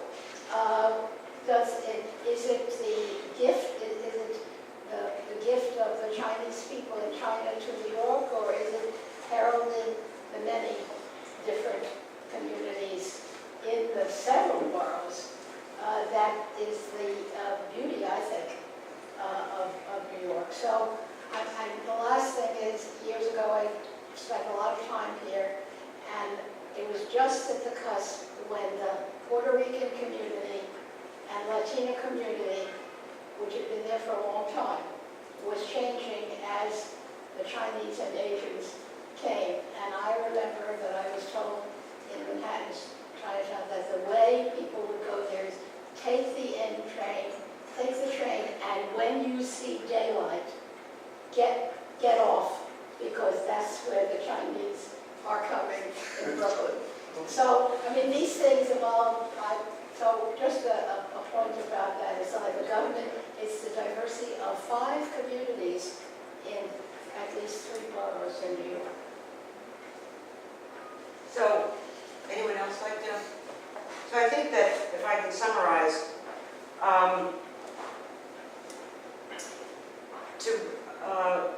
I'll just start from the bottom and work my way up. So what can be done from a utility rearrangement? If there's a way that obviously this space is supporting a huge wind load structure above, but if the proportion of the column to the base can be studied so that it isn't quite as dramatic, and because to the average pedestrian, they're going to be walking by a fairly sizable structure, albeit, thank you for making the bump out. And then, just consider the maintenance and whether that says anything about sort of simplifying some of the materiality. And then, it's really, there was a pretty strong suggestion among a number of commissioners to try to, make the structure still grand and still appropriate and in the aesthetic history of these kinds of structures, but perhaps one that is a little less ornate and I don't want to call it modest, but something that I guess I would just say less ornate. That might resonate actually better with the community. I don't know. I know when people want to be proud of something, sometimes the instinct is to make it sort of really big and really shiny. But at the end of the day, that might not be the best way to go. But we just encourage, we are happy to see this project. We are not concerned that it will be approved, but we just suggest, if you can, to look at some of these other factors. Thank you very much.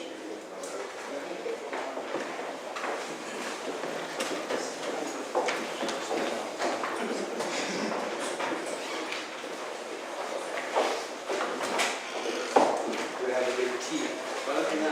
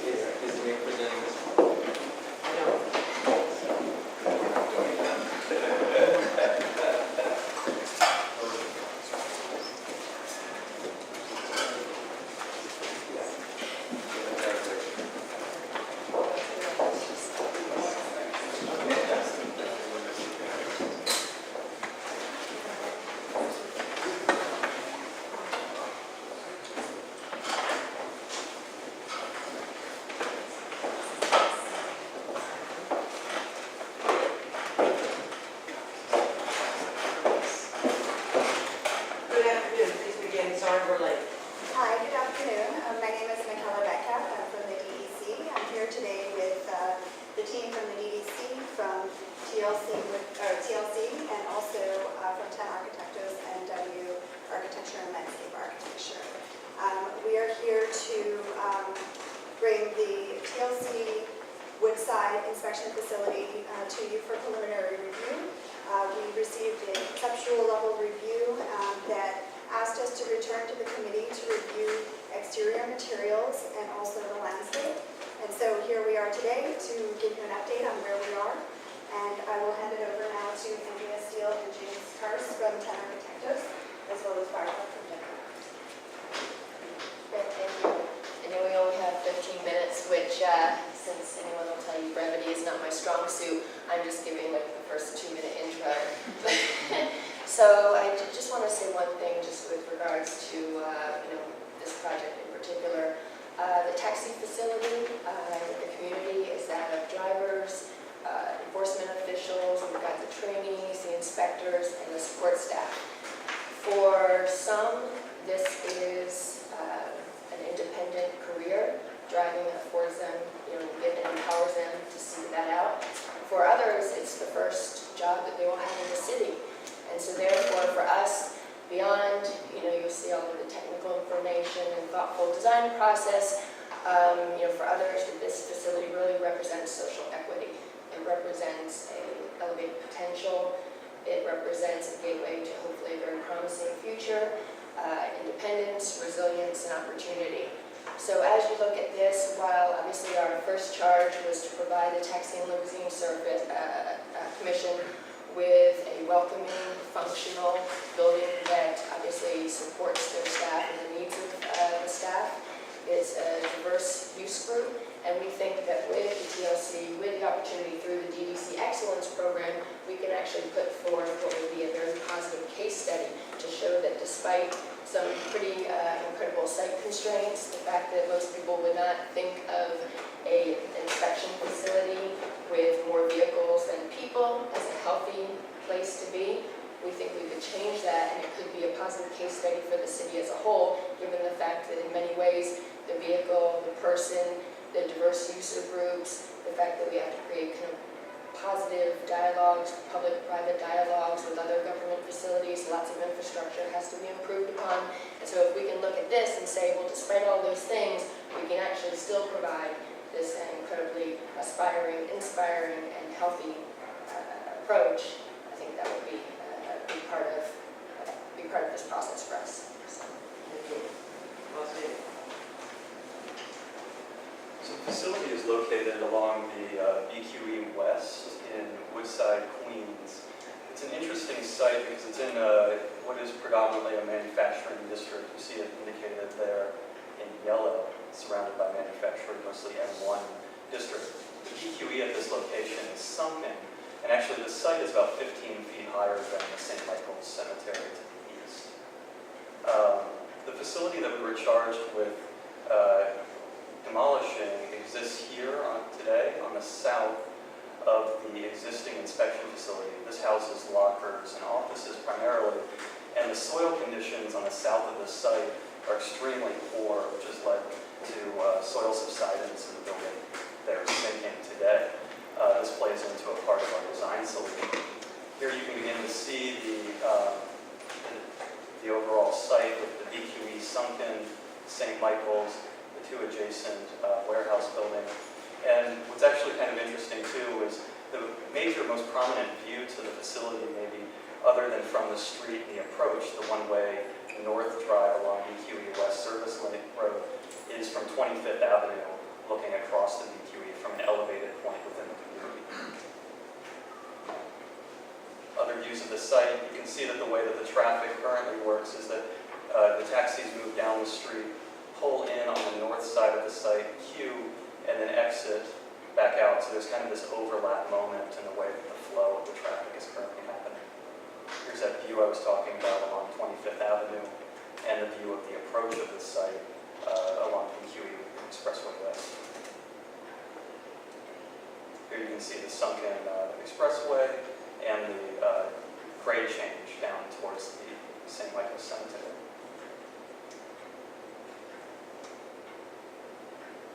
proposed design actually does a number of things that are going to improve and enhance the operations of the facility. We're actually looking to change the location of entry to the south of the site to allow for increased queuing capacity on the site, and also to ameliorate the sort of overlapping traffic condition that happens today by creating this sort of movement through the site to eliminate the backup queuing along EQE West, which is one of the major community concerns. We're also pulling back the gate on the facility because we're still able to increase the parking and capacity on the site to provide enhanced landscape along the street, which Barbara will talk about more in a few minutes. The facility itself then has a number of areas that, as Andrea alluded to, this sort of multitude of communities. We imagine that this is really an interface moment, but it's also a moment when specific users need specific types of spaces. And so within the stormwater gardens, we've provided additional outdoor space in the form of a small garden out in the storm area. A lot of cab drivers need a place to pray a few times a day, so this is potentially that opportunity. Also adjacent to the training room on the upper floor, we've created a new training grounds. That's an outdoor facility to allow for baton training. And at the same time, for the entire staff, we have view terraces on the other three sides of the project, towards the north, towards the west, and a small terrace towards the south as well. Moments to allow the offices to begin to break out, the lunchroom to break out, and create little opportunities for community.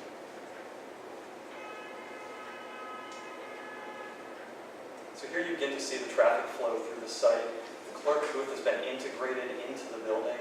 And really, the way that this facility works is that there are two legs, vertical legs, that straddle either side of the existing inspection facility.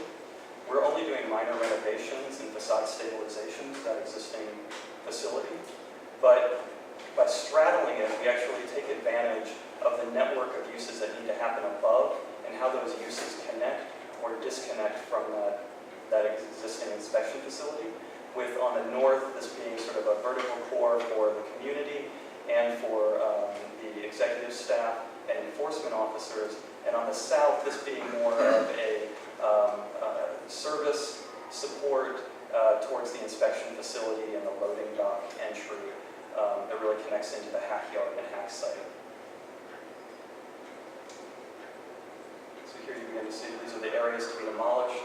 The new building also takes advantage with the location of the future parking, enforcement vehicle parking garage of the existing infrastructure of the fueling station, sort of minimize expense where possible.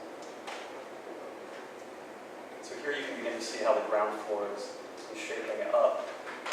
Again, we have entry here by the clerk booth, and then we loop back out onto EQE West if there's a hack rejection.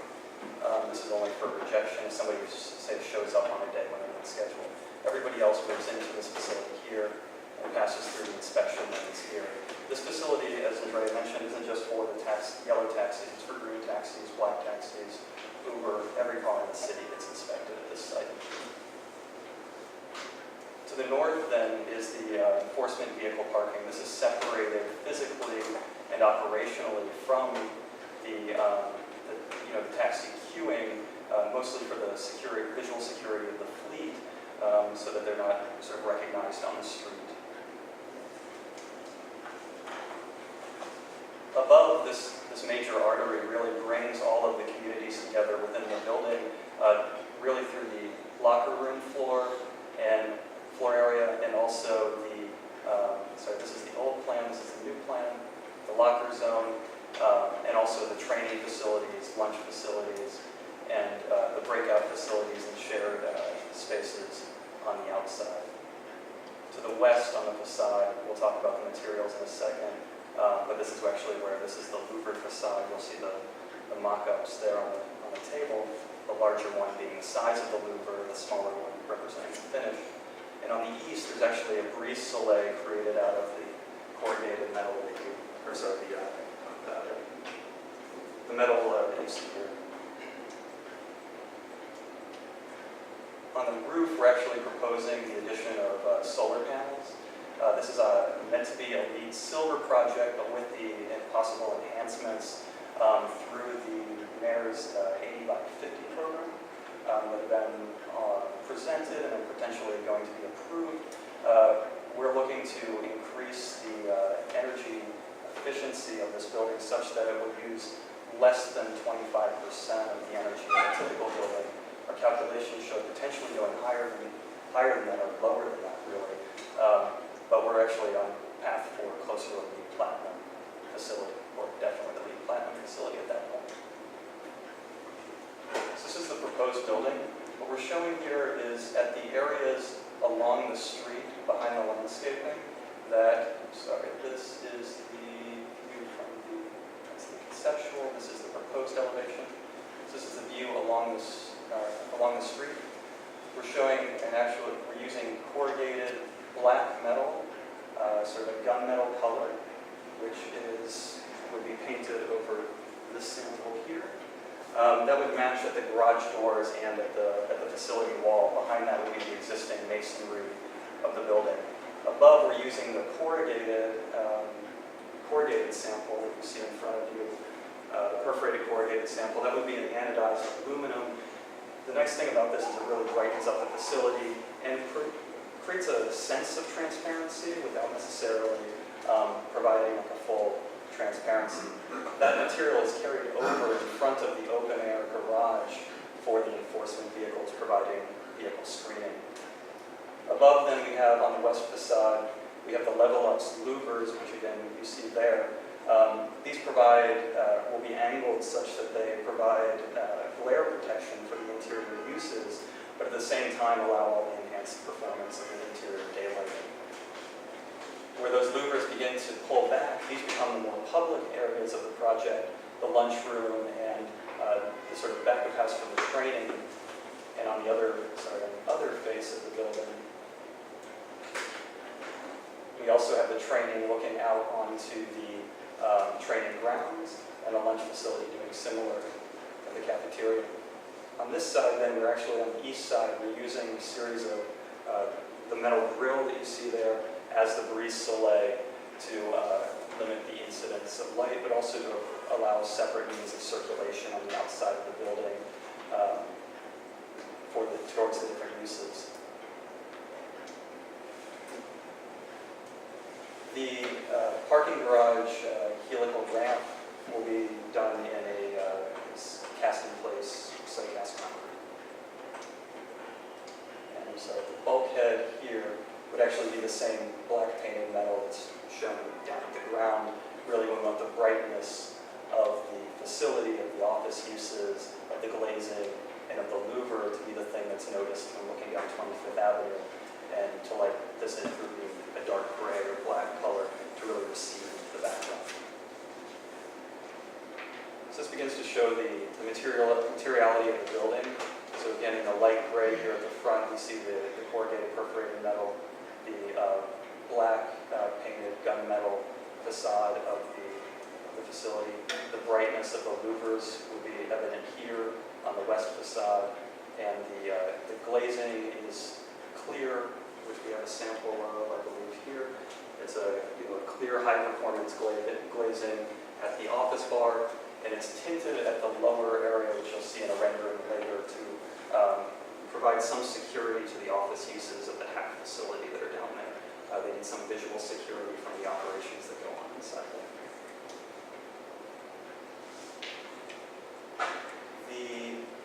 I'm going to go ahead towards, this shows the site-cast concrete wall with the landscape growing over the top, and this section is representative. We'll show you where the screen is in front of the garage, allowing daylighting into the garage, the louver, the outdoor spaces, and the daylighting with the brise soleil on the east and the louver on the west. The landscape design, and Barbara will talk about more, but I just wanted to touch on the fencing here, which is we're looking at a black Orsa grill fencing, so that's actually the sample that's shown. So this oriented vertically. The idea of the black fencing is that your eye would go through to the brighter space and to really focus on the landscape behind. There's a site cast concrete wall that would be here, that would be an opportunity for TLC signage within the facility, and also screen the parking uses behind. That's set back from the sidewalk a good distance to allow for greater landscape in front. The Orsa Grill is carried on to at the north of the site. The fencing at the rear is to remain existing stainless steel chain fencing. Turn it over to Laura. So again, as Andrea was saying, we really wanted to change the character of the site from what now is basically an asphalt, impervious, non-ecological place and very unhealthy to a place that has as much landscaping as we could fit in, both for the visual impression, but also for the air quality and other reasons. So we've managed to squeeze in a bioswale down here at the low point of the site, which has a deck over it that James already talked about. We have a unifying sort of meadow across the front, which is also a little piece in the back. And we tried to get in just the tiniest little bits of they're not that tiny, but I mean, they have to form these lines, so we took advantage of that extra space to get a little landscaping in and then unifying the band across the front. This is a woodland area it's at the high point of the site around the ramp. And then we have two other smaller bioswales. Oops, sorry. Oh, somebody else clean this. Too nervous. Okay, you can go. Well, so they have two other round bioswales, and there you see the materials. We have the permeable pavers here. We have the metal grate over the bioswale to let water through. We have the plank on the roof deck, which I guess we haven't talked about yet. And then I think James has already gone over the fencing. The trees, we haven't mentioned that yet. We tried to keep as many trees as possible on the street. We had to remove two due to the relocated entries to the facility that we've already explained. We've planted, I think, 31 new trees, kept 10 old trees, existing trees. They're beautiful oaks. Okay, next. This shows the plant families that we have, the bioswale, the woodland, the meadow, and then we have the vines that come off the wall, the concrete walls. And then, I think that's probably enough detail unless you want to know more. Next. On the roof deck, we have an extensive roof, and then there are some places where with columns we were able to put some planters which will support trees. There's some trees there for shading of this sort of long bench. This training grounds is where we have the concrete plank deck, and then the other two areas that James mentioned, well, that one's also concrete plank. The other one is the metal grate at the end of the facility over the extensive. This is the plant palette, a little more detail, and I won't go into all the details, but you can see the intention was to have interest throughout the seasons in each of the types. This is the woodland and the meadow. Again, trying to make it be interesting throughout the year. The facility today has a small garden in front of it that is planted with perennials, and I think the aspect of this is to really kind of introduce native plant species that still provide that sort of visual interest and maintain that, because I think that was an aspect that the community was fond of. And here are the other two types, the bioswale, that's mostly perennials, and then the street trees, which is in addition to the existing oaks.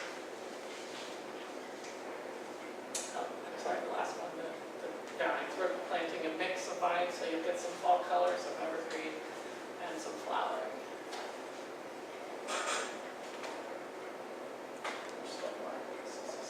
Go back.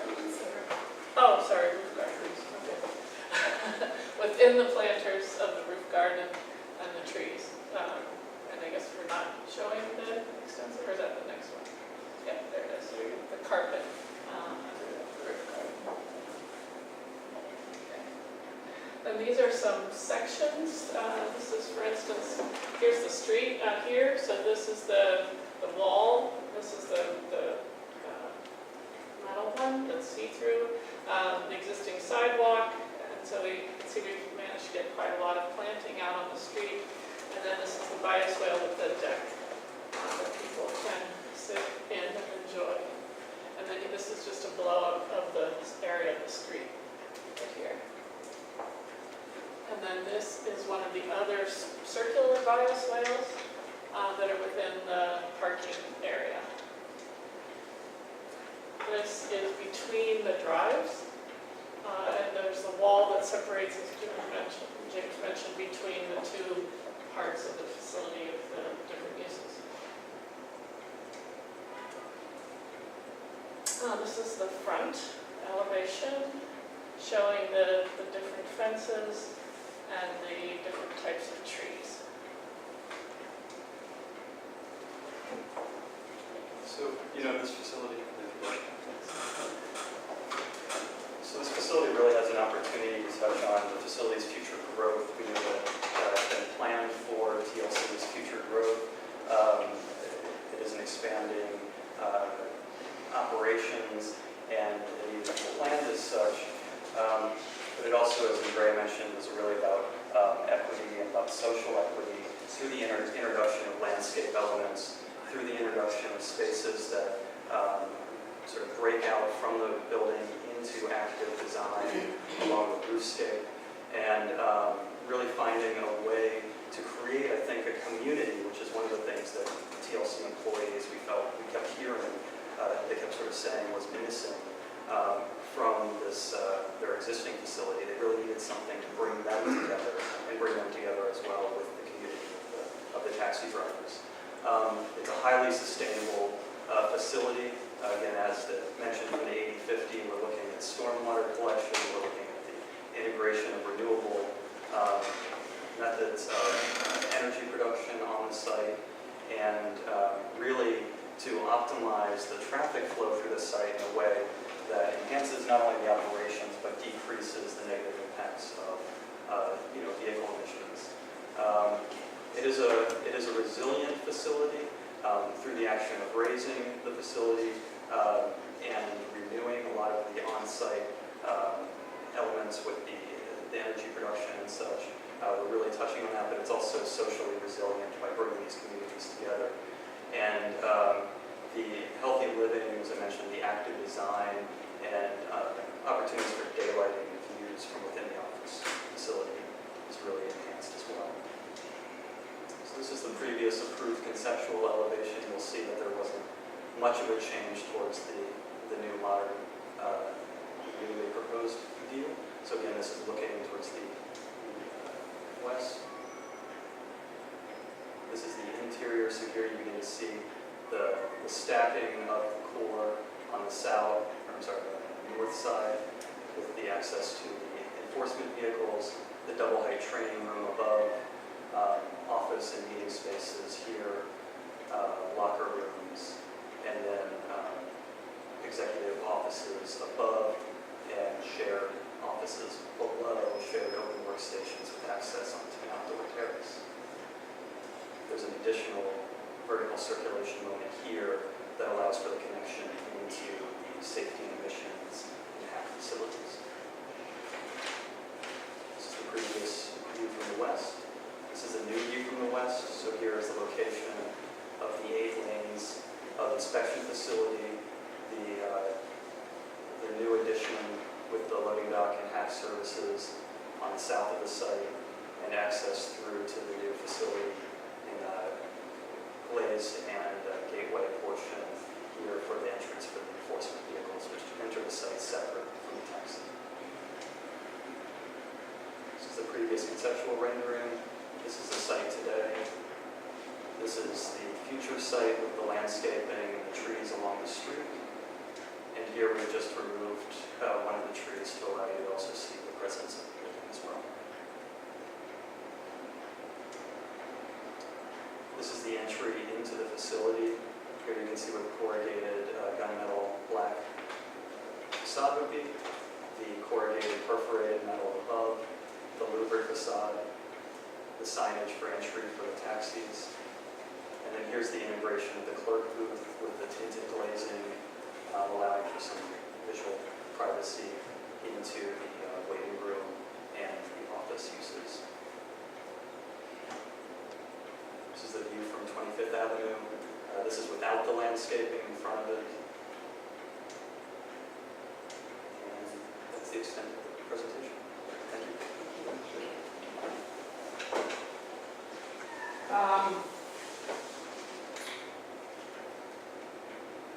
Has this project been cost estimated? It is, yes. And it's on budget? It is, yes. It's remarkable.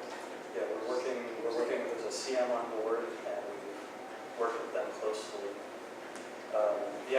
The soils are so poor on the south of the site that the foundations for the facility, if it were to have been located there, would have required deep pile foundations anyway.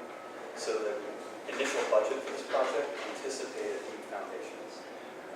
Actually, by raising this building up and building the parking on the north of the site, the soils are firmer. We're actually making a more cost-effective utilization of our resources. Well, it's I think to the introductory statement that so eloquently made, I think this building and the site work that comes with it is really lives up to the vision that was stated. It's a beautiful composition of materials and integration of what is, as you stated, fundamentally driven by vehicles. And yet, at the end of the day, I think it's a good neighbor for both people who live and people who will work on a day-to-day basis in the facility. So I congratulate you. I think it's a really excellent project. I don't know if people have any. Beautiful. I'm skeptical on the budget, to be honest. But if you could build it with the money you have, or get more money to build the building you have shown us, I think it would be spectacular. The cantilever is elegant, the thoughtfulness behind the separation of uses is excellent, the landscaping is extensive, achieving the platinum and the utilitarian garage is extraordinary. I mean, so there are a lot of goals that have been set and then achieved, but I always fear slightly that budget realities require changes, and we tend to be, once our expectations are raised to this level of excellence, a bit more skeptical if it has to come back. So be prepared for that if it happens, and let's hope it never does. But if I'm still here, by the way, you'll hear it. So they're just beautiful, really beautifully done. Thank you. Thank you.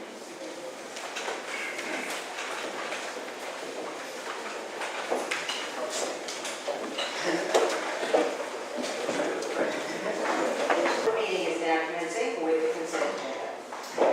Items 25834 to 25855. Please note the conditions of approval as recommended by the various committees. And staff has noted my recusal from item 25840. Are there any other recusals that are not noted? No, let the record show there are no other recusals. And for the record, I don't believe that there are any members of the public who wish to testify or have signed up. Is that correct? So let the record show no one wishes to testify. So will someone make a motion to approve the consent agenda? Second. All in favor, please raise your right hand. Okay, I see unanimous approval. So